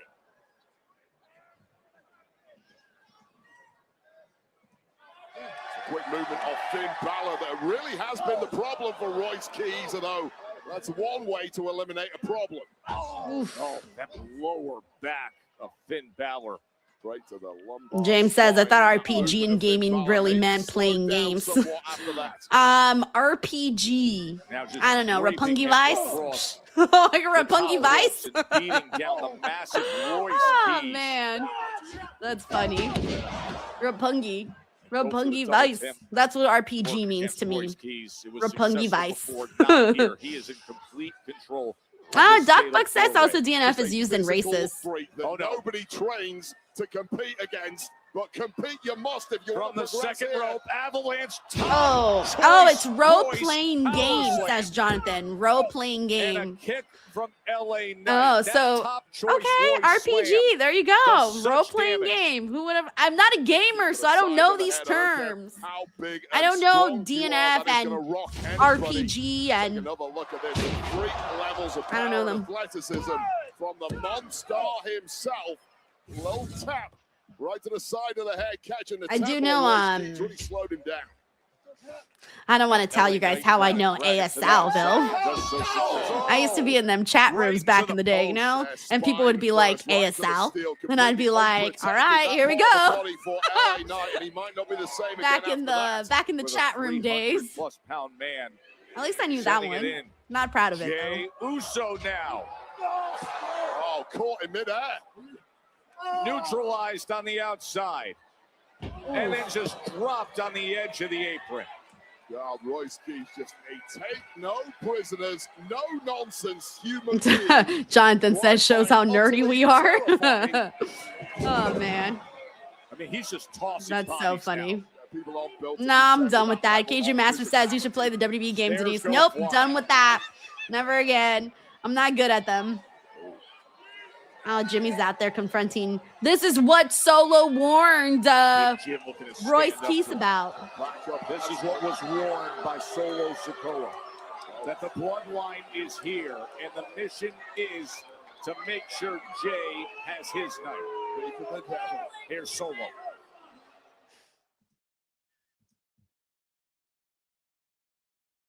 Oh my God, I know this. Grand Theft Auto and Call of Duty. I know that. Come on. Everyone knows that. Even if you're not a gamer, you know that. If you don't know that, like you're literally living, like you might as well be like dead somewhere because you're like not up and alert. You know what I'm saying? Like everyone knows that. Call of Duty. I've played Grand Theft Auto. I know that's a lot. That's going to be groundbreaking news for a lot of people. But back in the day, I used to play Grand Theft Auto. Yeah. Yeah. Something has reawakened inside Finn Balor. Oof. And just for we got Frank here who says, if you do not finish, then step your game. Let me do that again. If you DNF, then step your game up and get Blue Chew promo code Denise and make sure you give her a 5-star classic and last all night long. All night long. Yeah. Thank you, Frank. Thank you, Frank. There you go, right there. Code Denise, promo code Denise, Blue Chew Gold. Recruit Royce Keys in Solo Sikoa. Oh no, I missed it. Nightwolf says another botch by LA Knight. No surprise there. I missed it. What did he botch? I didn't see it. To the I was too busy talking about fucking GTA. Evans, who's already booked his ticket to the semis alongside Obafemi, who will be taking on Dirty Dom. Good luck, Dirty Yeah, Dom. I've told everybody the video games that I've played in the past. Ricky Saints. There are not very many. That's why I remember them all. GTA, Final Fantasy, Resident Evil, Manhunt. And I played like those little you know those games that you buy, those little cheapy ones that come with like a bunch of games in them. There's like 50 games in one console. I played those. I played Mario. I played Sonic. When I was little, I played Sonic. Played some of the sports games. I think I played FIFA like one time.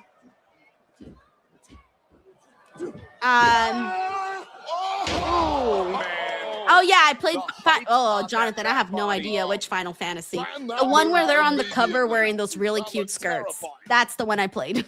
I have no idea which Final Fantasy it was. It wasn't my video game. It was my uncle's, and I only played it because I liked their clothes. I played Pac-Man, but I don't really count Pac-Man. But I've played Pac-Man. Obviously, all the arcade games like in the store. Of Royce Keys into the MFT fold. Even more so perhaps now that I don't know which Final Fantasy. Maybe if I look at the cover. Let me see Final Fantasy games. If I look at the cover, I might remember it. Final Fantasy games. Comes no stronger. Covers. Great atmosphere with so much on the line here on SmackDown in Providence. King of the Ring first round match, fatal four-way. The winner of this match will advance to the semifinals. I don't really know, actually. None of these look familiar to me. Gets a title shot at SummerSlam. And right now, it's Finn Balor fighting back against Royce Keys. I don't know. None of these look familiar to me. To encourage Royce Keys. I don't think Royce Keys needs any encouragement.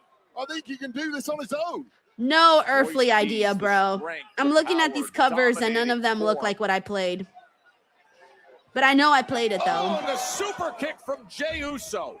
Well, clearly Keys was going on the offense. Watch out. Too close for comfort right now. Keys was on the offense, dropped his guard momentarily. We got Frank here who says, Denise, how's your Mario Kart game? I think I'd win. Honestly, I get bored. Like, that's why I don't play video games, guys. Like, I legitimately get bored. I can't explain it. I'm probably the only person who gets bored playing video games. But I'll play like 1-2 times, get really into it, and then like I peak after like 2 times. I'm like, all right, I'm out. Have fun, guys. Enjoy yourselves. And I only played because my little cousin used to spend the night with us, and he didn't have anybody to play with. I was the only kid in the house. Oh, Royce Keys is about to go through the commentary table. There he goes. So my little cousin would beg, like, play with me, I need a second person. And I'm like, oh, fine. Royce Keys with it. Thank you, Frank. Keys just went up in smoke. Man, he's a big guy too, man. They had to put some work in there to get him on here. Well, now the match has to continue in ring. Solo Sikoa doing his best to G up Royce Keys. Jonathan says, if you don't want to peek after 2 times, Blue Chew promo code Denise.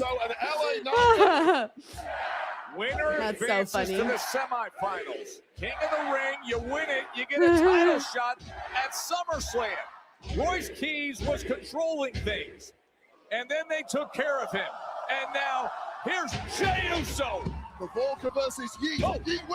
I think the women's match was better. Like, this match has had some good moments, but I don't think it hit as hard as I don't think it's hitting as hard as the women's. But also Finn Balor, his stomach is purple. And Finn delivers. Could this be Finn's moment? Yeah, Grand Slam Finn hitting a rich vein of form at exactly the right time in this match. But not quite enough. This one hanging. Yeah, the funniest too is when I lied to work for Nintendo. Fun fact, I worked for Nintendo. You know what? I've never dropped that fun fact before on here. Your girl worked for Nintendo for 3 days.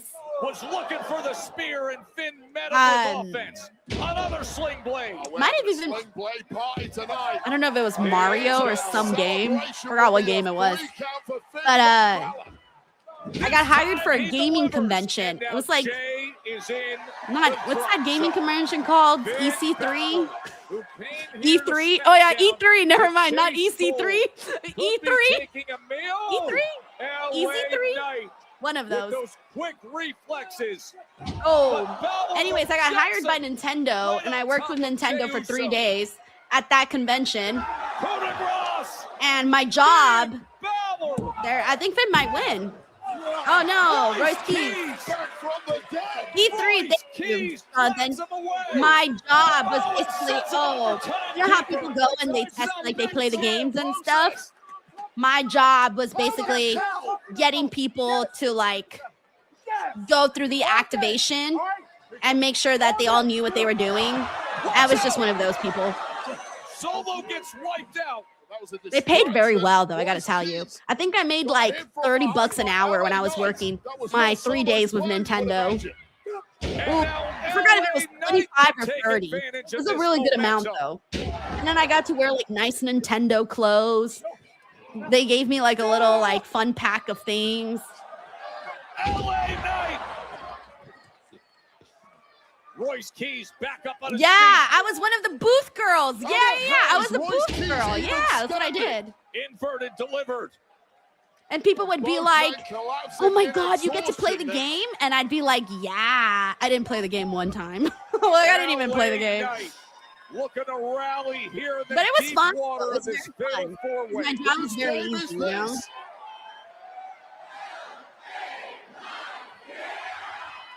The massive elbow drop is delivered. But yeah, it was cool because then we also got to do like a training. And in the training, they like taught you about all the games and stuff. It was pretty cool. There was some perks to the job. Eats a big boot. Absolutely. Oh, Solo with a spike. Keys did not see that. No, he didn't even realize. The ultimate spine buster. TUSB. Oh, Jey Uso with the splash. Jey Uso? Jey did it. Here is your winner. Main event, Jey Uso. Jey Uso? When Royce Keys delivered the ultimate Oh, they really want to be surprising us here. They really want to be surprising us here. Roman sent the message. So it's going to be, fuck, what's the final going to be? Oba Femi versus Jey Uso? Is that going to be the finals? I don't think it's going to be Dominic versus Jey Uso.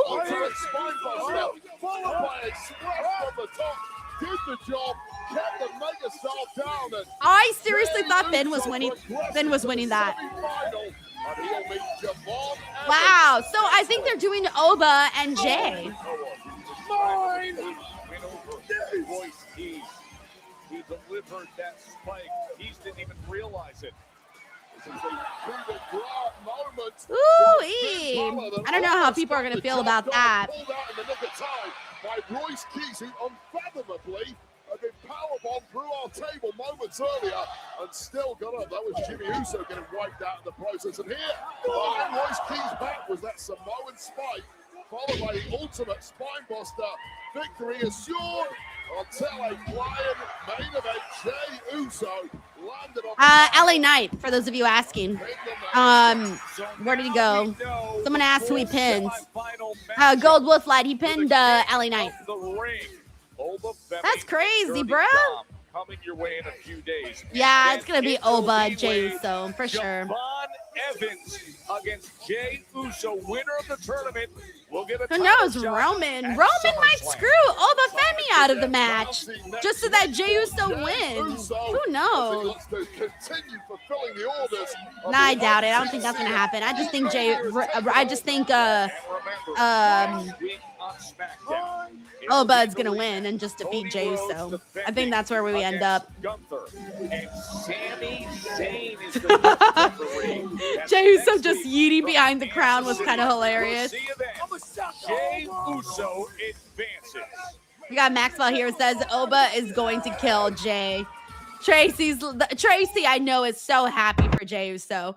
Oh my gosh, I can't believe it, to be honest. I'm a little surprised there.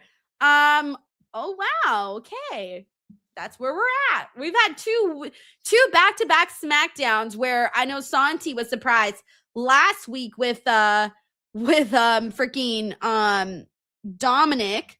So now with this, it's pretty surprising. All right, guys, give me 1 second here. It's time to give some love. You guys know where. It's time to give some love. It's time to give some love to Blue Chew. This episode is sponsored by Blue Chew. Make every day hump day with Blue Chew Gold. Is your girl giving you the look? Well, be ready when she is with Blue Chew Gold's arousal boosting formula. That's right, I said arousal boosting. That means Blue Chew Gold gets both heads in the game. Hey.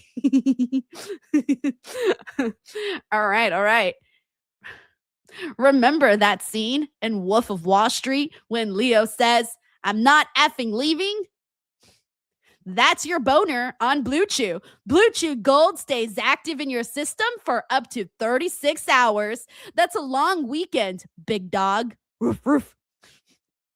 That's round 1, 2, 3. Make sure you stretch. Find a good playlist. Maybe apologize to your neighbors for the noise.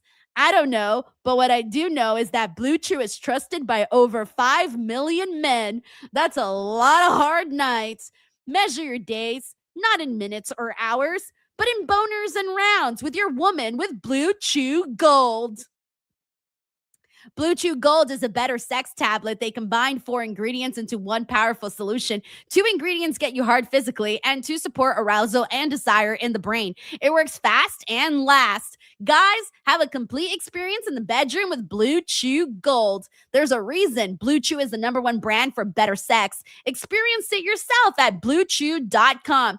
And we've got a special deal for our listeners. Right now, when you buy 2 months of Blue Chew Gold, you get the 3rd free with the promo code Denise. That's promo code Denise. You will also receive an additional 10% off, plus free overnight shipping on your first order. Visit BlueChew.com for more details and important safety information. We thank Blue Chew for sponsoring the pod and the bedroom. Hey, yo. All right. I was dying at this script, guys. I was dying. That was amazing. I always kind of just like get right into it, so it's really a surprise to me. Had a fun time with that one, man.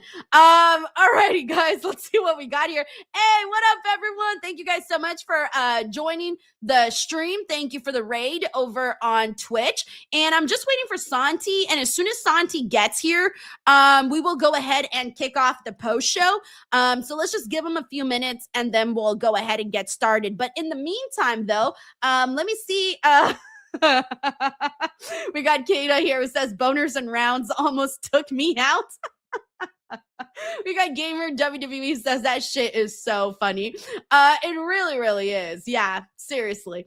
All right, we got a couple of super chats. Let's see what everyone's saying. We got IGN Sucho here who says, I kept telling folks that Brock versus Oba 3, Brock retirement doesn't necessarily need to happen at SummerSlam. Just because it's his hometown doesn't mean anything. Cena retired at Saturday night's main event in DC, BTW. Hey, you're not wrong. Honestly, you're not wrong at all. And if he can extend, getting an additional paycheck, yeah, I can see it. So I know right now everything of like the tournament and what match is happening when and when we thought the retirement was going to be, and all of those things didn't seem to be lining up at all. But like you said, I think you're kind of right on that. It doesn't necessarily have to happen that day. Hey, yo, what up? We got Santi. Hey, Santi, how are you? I'm good. How you doing? I'm doing good. How you doing? Oh, well, Joey from Friends. Yeah, well, because that's what you sounded like right now. You were like, it sounded like you were half there, and I was like, we got to go all the way with it. How you doing? Did you ever watch the Joey spinoff?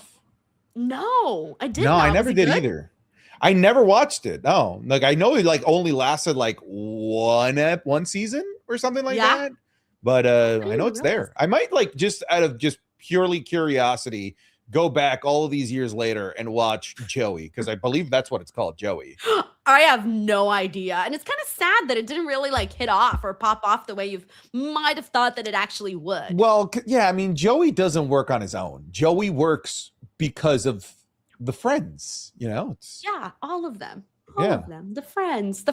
Hey, Santi, you were at the game today. Dude, how was it? Oh, it was so much fun. Yeah. Great atmosphere. Didn't watch my team lose, one of my teams. It's like my second team.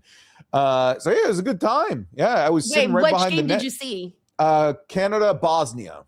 Oh, nice. Yeah, so that finished 1-1. So it was an awesome atmosphere. It was cool. Taking my dad to the game was nice too. Oh, that's awesome. That's awesome, man. That's really cool. Yeah. I was, it's funny because I'm not really big into soccer, but it doesn't matter. Like, even if you're not watching, everything that's happening in the World Cup because it's everywhere, all over social media, in regular life. There's no not seeing it. Yeah. I mean, like WWE, I genuinely believe they moved Money in the Bank out of June because they just didn't want the World Cup smoke. Yeah, probably. Wait, are you rooting for Canada, or is that your #1 team, or what? That's my two. My main country's Colombia, so I'll be rooting for Colombia. Okay, I was wondering if you were going to go with Colombia or with Canada. Yeah. Like, it's like, oh, Canada, go, you guys are good. But when it comes to Colombia, I'm like, I need everybody to fucking die so long as Colombia wins the World Cup. Canada, you get, yay, Santi. Colombia is like full-blown toxic, like soccer, football hooligan Santi. Yeah, for sure. Well, anyways, I root for Mexico because I feel like I have to. Like, if I don't, I was making a joke about this, but I was like, I think I would be like un-Mexicanized, lose my Mexican card if I didn't go for Mexico. It would just be like weird, It is like I think it is a requirement. Yeah. I've heard that. I think that's part of their citizenship and just nationality exams. Definitely. But unfortunately, this is not a World Cup podcast. This is the SmackDown podcast. No, instead we have to watch a 3-hour wrestling show for only like 3 more episodes. Then we're down to 2 hours. Dude, I had forgotten about that. You know, someone reminded me about that today, that I think the last one is June 26th. And I thought to myself, oh my God, something to look forward to. Not to be a dick or anything, but I was kind of feeling, I don't know, Santi, maybe you don't feel this way because it's June and you got the World Cup going on. But right now, I feel like everything in like wrestling just doesn't feel alive right now. Yeah, no, I don't think it's just you. I do think that there is we're in a weird lull, especially WWE. I weirdly think that AEW, for me at least, since Darby lost the world title, has also been in a little bit of a lull. I was really enjoying Darby's weekly, sometimes twice on Dynamite Collision, just being a dog. So that to me, not being getting that from AEW also makes me feel like we're in a bit of a lull there. TNA is a forever lull, so it does kind of feel like we're just lulling in general.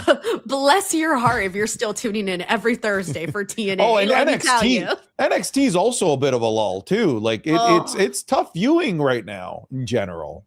Yeah. No, I think we just need a lot more excitement right now in wrestling. So I'm hoping for it. I'm hoping, by the time we get to the end of the month where we got 50,000 shows to watch, I think maybe that'll start to kind of make things feel a little bit more exciting. And then get into, once we get into SummerSlam season, All In, and all of that other stuff. So it feels like right now we're looking forward to things that are, in the future, not necessarily so right now in the moment. But regardless, though, I think right now the only thing that's really keeping me afloat, it's 2 things on WWE. Actually, 2 things I would say. It's 1, it's the Queen and King of the Ring tournament, and 2, wondering what the hell is going to happen with Obafemi by the time that we get to SummerSlam. But last week, Santi, you and I were coming on here and we were like, oh shit, Dominic won. That was pretty surprising.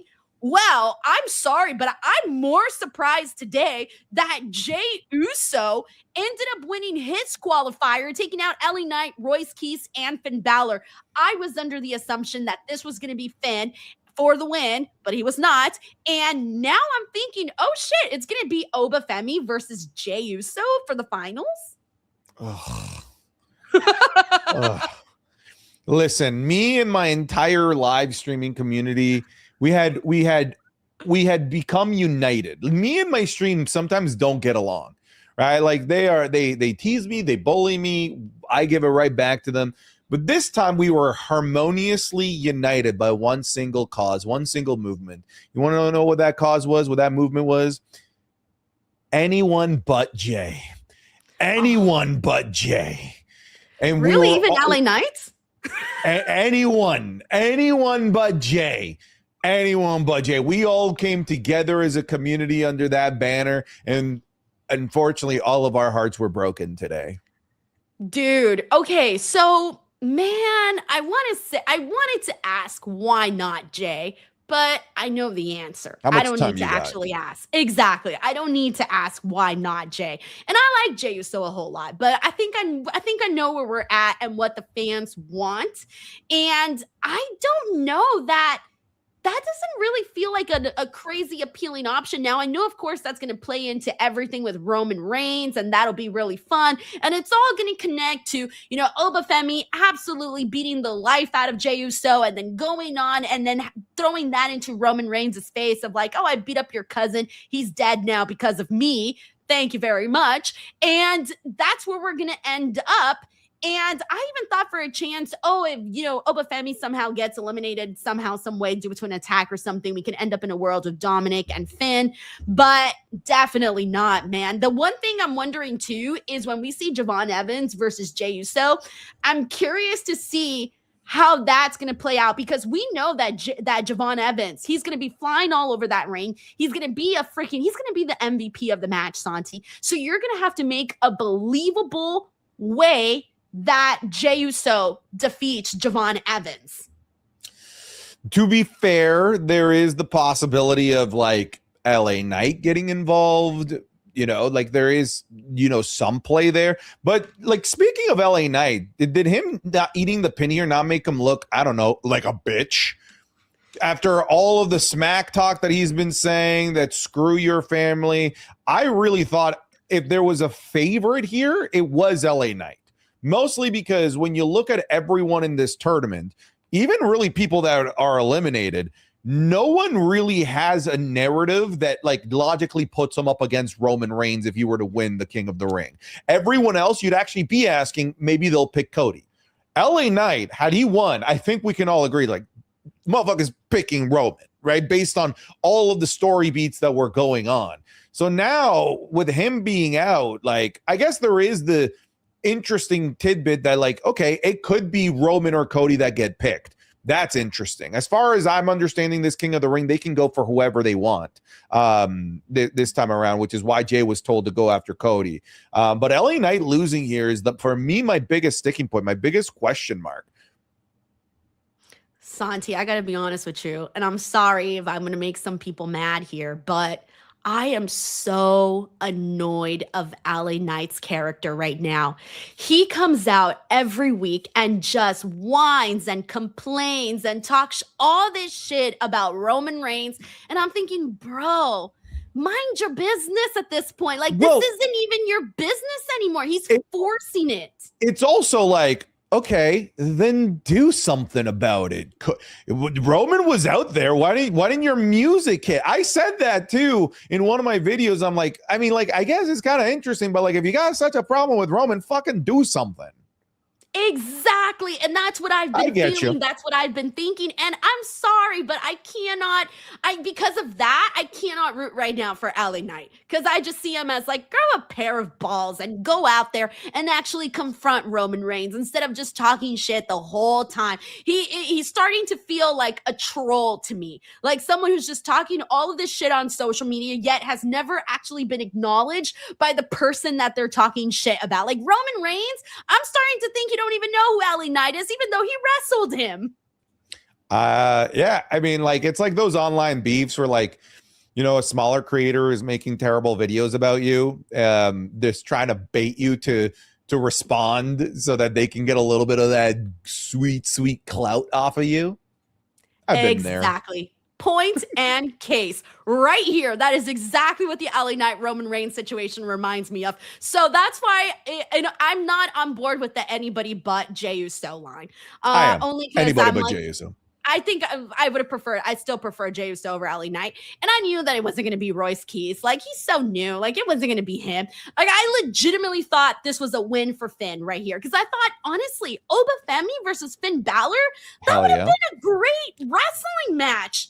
I have no issues with Oba winning, of course. Finn would have been awesome because it kind of would have kept going with the I don't know, it's not really like a theme per se, but it kind of is a theme where like the like, unless it's Oba, the other men's results have just been shocking, right?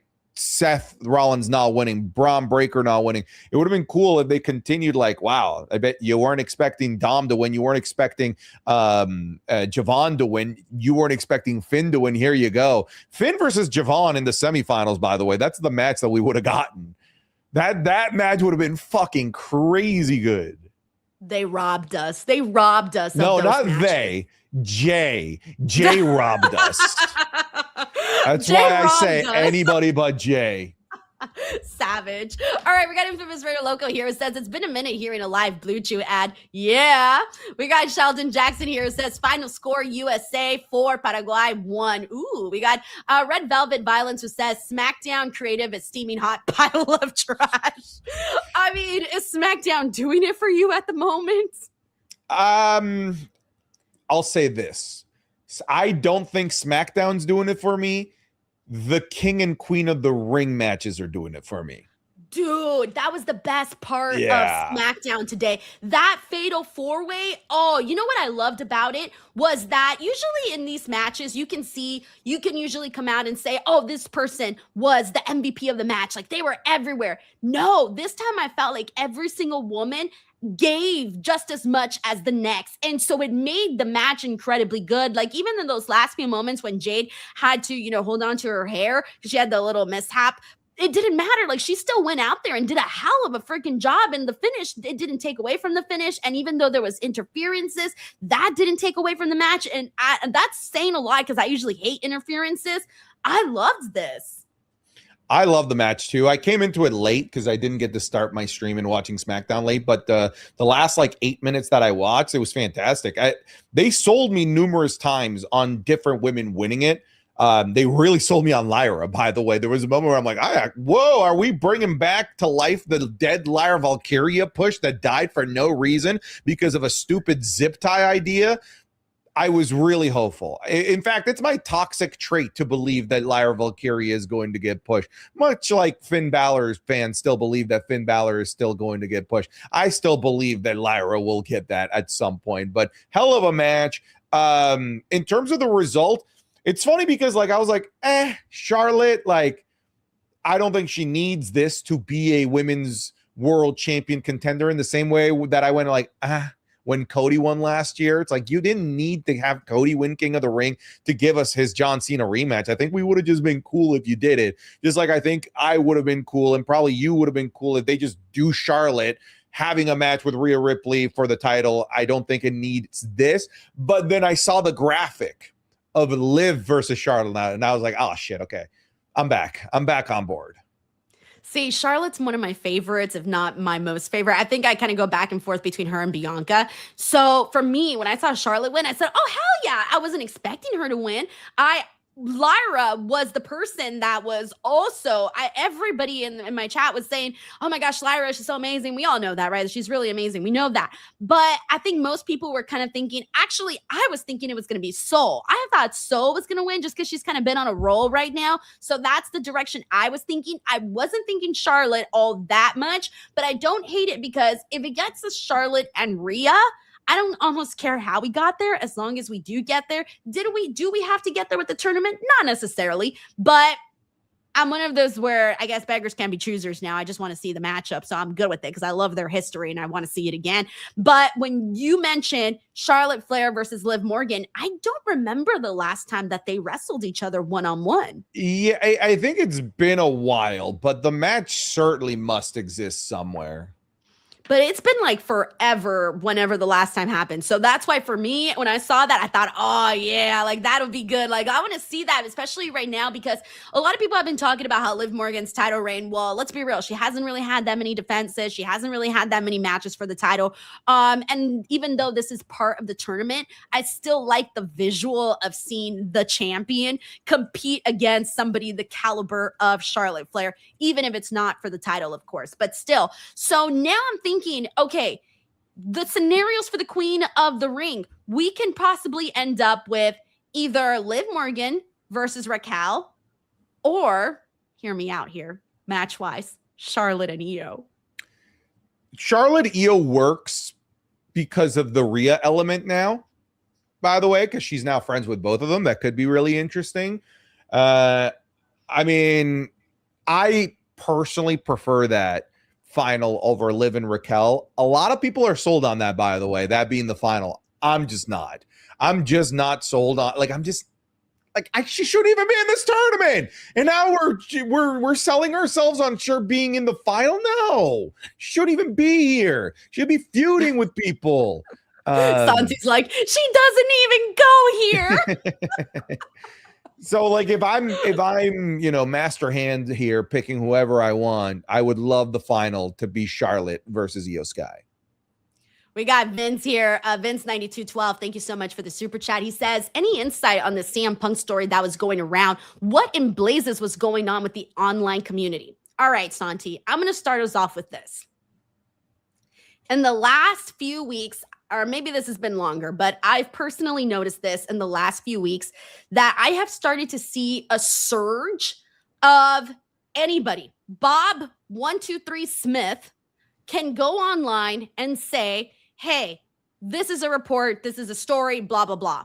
And it will spread like wildfire and no one will bother to look who said this, who reported this, Where is it coming from? Does this person have a track record? Who is this person? Blah, blah, blah, blah, blah, blah, blah, blah.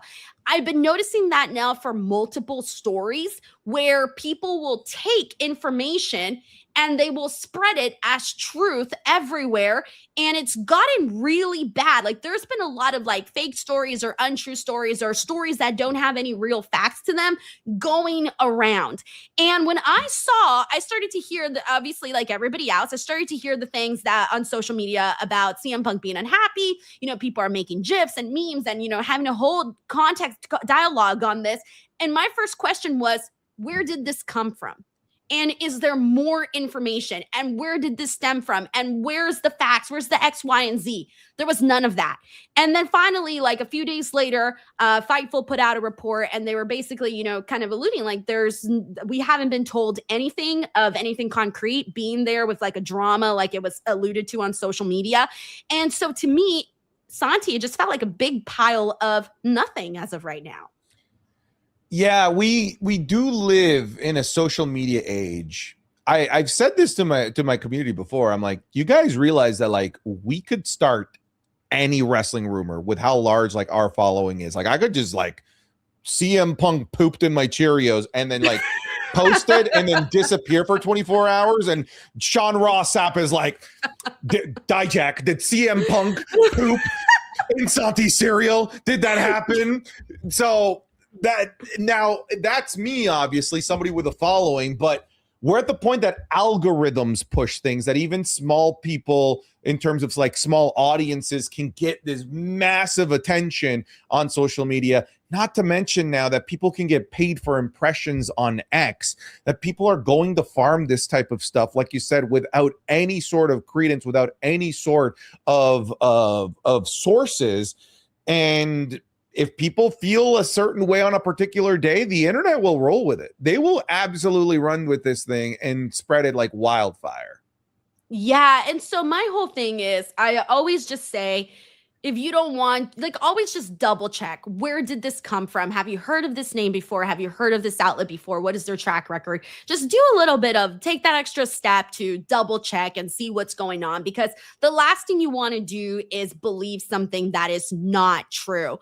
And I mean, who knows? Maybe later on we can find out something more concrete. Okay, great. That could always be a thing. But as of right now, there doesn't seem to be anything like that.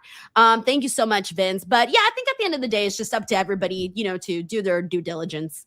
We got Change Comics here. It says, I'm going to keep saying this. They have the bloodline back up because it prints money. There is no money in Risk or New Stars. There's money in the bloodline, and it's going to keep happening till they can't. Do you really feel like the bloodline is still printing money like that?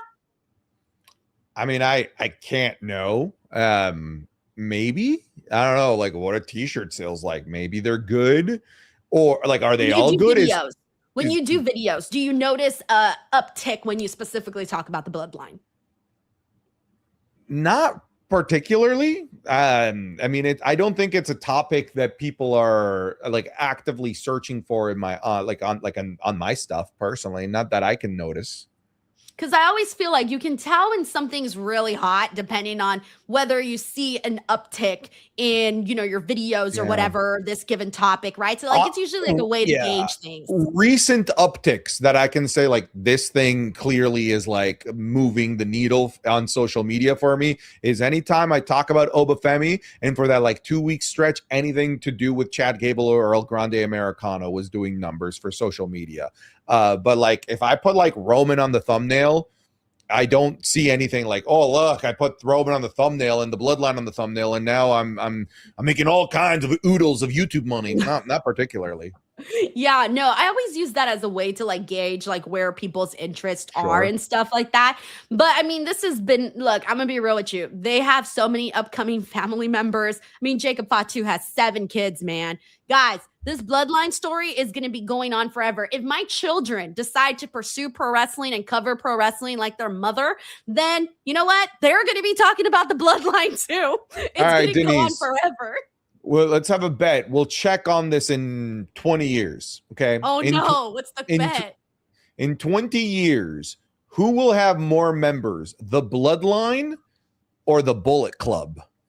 Bro, I thought you were going to ask something totally different.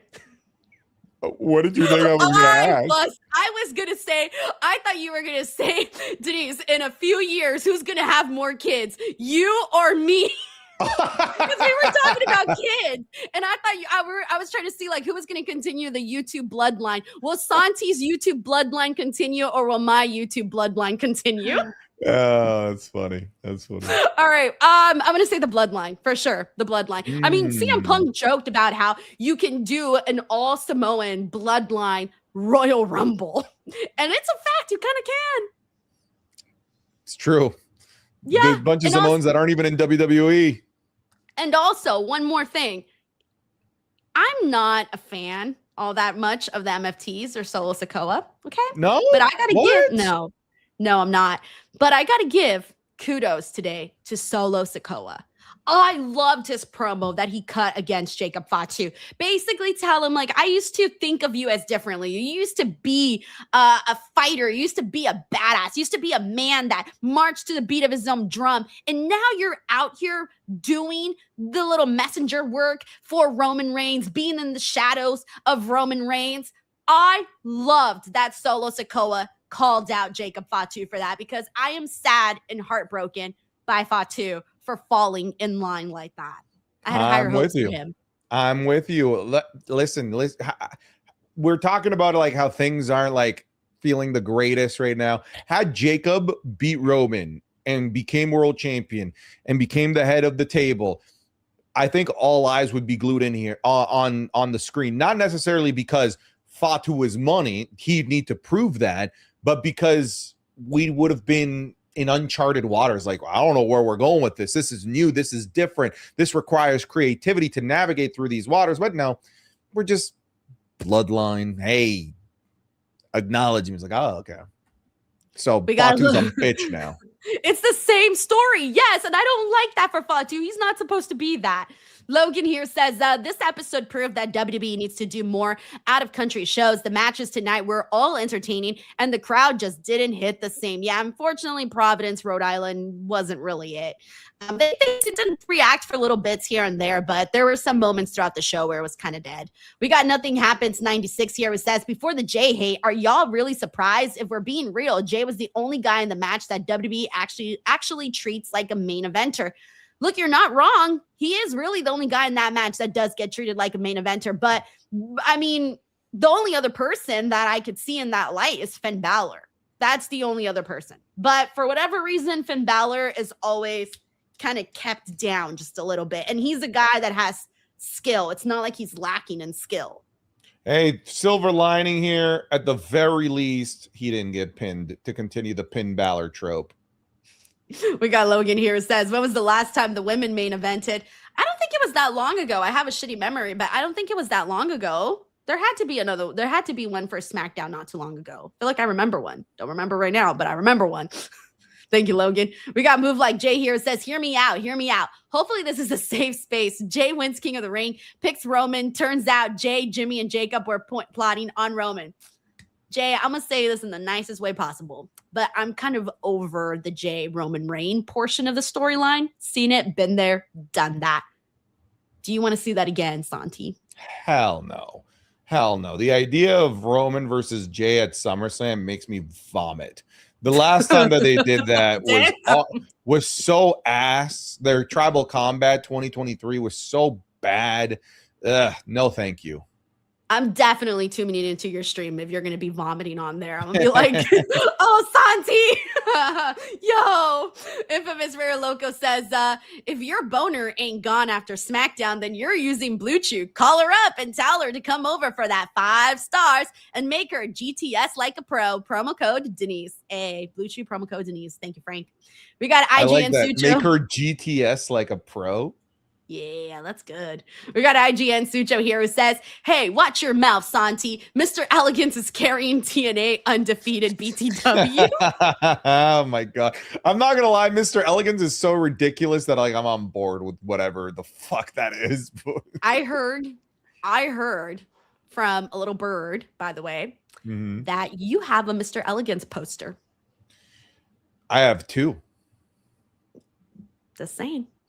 All right. Thank you, IGN Sucho. We got Sheridan KD here says, these dumbasses played a replay during Fatal Influence's entrance. I'm over WWE. Did they That made really? me so, I didn't notice yes, that. it made me so angry because like I don't think we've seen the full Fatal Influence entrance. They keep doing something during their really cool entrance, whether it's like cutting to commercial with like once they do the whole like gather around the ring thing that they do. Last week they didn't do it because JC Jane went to the Crown instead, and this week they actually did their full entrance. But as they're doing like they'll go to the ring portion that they do when they surround the ring and they all get like their own pose and the camera up close. They cut to like a picture-in-picture recap of them attacking Brie Bella and Paige. That's weird because usually WWE is pretty spot on when it comes to making sure that people get their shit over on their entrance so that we all get what their little bit is in their entrances. Kind of a little weird that they do that. Sheridan KD, thank you. We got Heady Head here. It says USA, USA, USA. Shout out Mexico and South Korea too. Thank you, Heady Head. We got Point Dexter here who says there's a strong possibility that Dom versus Jay is the finals. He says, LOL. Also, in my opinion, other than Oba, the King of the Ring is not winning against Cody or Roman. Exactly. All of that. All of what you said exactly. I don't see anybody else winning the King of the Ring that would actually be able to defeat Cody or Roman. And I'm sorry, but I don't think I'm not on board with Dom versus Jay. I don't think that's what they're going to do, but I don't think they should do it. It would be wild if we had 3 of the 4 finalists being Oba, Dom, and Javon Evans, and the best they end up coming up with is Dom and Jey Uso. That would be a criminal world to live in. Well, I mean, like, even if you look at where we started with all these other names, there could have been all of these other potential great matchups. Yeah. Thank you, Point Dexter. We got Be True here. It says, hopefully Saturday's night's main event takes the inevitable Roman versus Solo match and not SummerSlam. Really hope Rhea has a speedy recovery and not out for an extended period of time. I'm going to be real with you. I didn't even actually think they are going to go through with the Roman Solo match. Maybe it's just me. Maybe I just see it as like, oh, we're just talking about it, but I don't actually think it's going to happen. I think it's going to happen. Really? Yeah, I mean, they ended Clash in Italy on it. They had an entire segment about this on SmackDown. I don't see it not happening. For example, do you see Roman Reigns versus LA Knight happening? No. That's how I feel about the Solo thing. I feel about the way that I feel about that. LA Knight calling out Roman. I'm not actually expecting that to lead to a match. It should, but I don't think it is. And then same thing with Solo and Roman. I don't actually feel like it's going to lead to a match. Yeah, but that's Roman actually like acknowledging the existence of Solo Sikoa, unlike him not even knowing that LA Knight exists. Possibly. All right. Well, then I hope you're right. And I hope that is a Saturday night's main event match or a Sunday night main events match. Thank you, Be True. We got Infamous Raider Loco who says AI spreading rumors, shaking my head, then dumbasses believe it. Thank you, Infamous Raider Loco. We got Stephen Marchuli here who says, give us Charlotte versus Io. Who should Blake work with first? Dude, everybody, and I don't even know who should go first. I just want her to actually come out already. She's been calling out all of the women in the locker room with these cute little videos, but as of right now, people are starting to say she might be the next Veer Mahan, where she's coming, but hasn't actually came. Mm-hmm. Thank you, Steven. We got Infamous Rare Loco here. It says, not related to rumors, but my sources say Miss Salcedo was on the red light district in Italy, but she was only there for research. Sources with Reg. I was in the red light district in Amsterdam. Do you know about that, Santi? Oh, yeah, of course. I've been there. It's a great time. Okay. It is, dude. It is like the greatest, it's such an awesome experience. The window shopping is great. Just like, that is a pretty lady there. Wow, you and I had totally different experiences for sure. Really? What happened with you? Well, no, when I was walking around, I was just like, for me, it was kind of awkward because, I went because, to me, it's like a culture shock kind of thing. Like we don't have that here, right? So I went to go look and walk around and explore and all of that. And it was awkward whenever I made eye contact with the girls in the window because I was like, I'm not judging you. Nope. I'm looking over here. Like it was just awkward for me. When I was 22 and single, so I was like, whoa, hell yeah. See, this is where ignorance is bliss, Santi, because here's the thing about me. I did the thing that I do where I do a bunch of research, find out how they got there, get incredibly depressed, and then I go and I look and I'm just like, damn, man. Like, you know, like it's just one of those things. Yeah, unfortunately, my single cell lizard male brain was just like, oh, boobs. You're like, that red light is on. I'm gonna go look. Yeah. All right, if you guys don't know about the red light district, you can go ahead and Google it. But it was funny though, because my tour guide was like, oh yeah, people only come to Amsterdam for weed, sex, drugs, right? And I was like, these are some of my favorite things. No, I was there like, I came for the Anne Frank Museum, you know, like that's what I came for. So I went, I'm a straight man. I don't know if you know this, Denise. I am a straight man. I had no idea. Yeah. I accidentally, like I swear it was completely accidental. I went during Gay Pride to Amsterdam. And I was the belle of the ball. Shut up. Oh, I went to this gay rave. Awesome. With DJ Luigi. That was his name. I got called Poppy so many times. And they're like, oh, like, are you single? I'm like, I'm actually straight. And they loved it. They're like, oh, awesome. Sweet. And that's a turn-ons. Yeah. They're like, oh. I got my butt pics a couple times. And I was like, hell yeah. Wait, you got this is awesome. A couple of times? What's that? What'd you get a couple of times? My butt pinched a couple times. I think it was like a, hey, Poppy, turn around, like in my butt pinch type of deal. Shut up. And because, like, I don't know, again, I'm the belle of the ball. They're letting me through. I walked around. I got to the front of the stage, hanging out with DJ Luigi. It was awesome.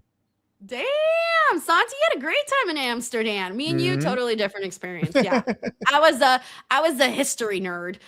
Thank you, Infamous Raider Loco. We got Stephen Marchuli here who says, does Oba leave SummerSlam as world champion? That, my friend, if he has the match, I'm gonna say he better.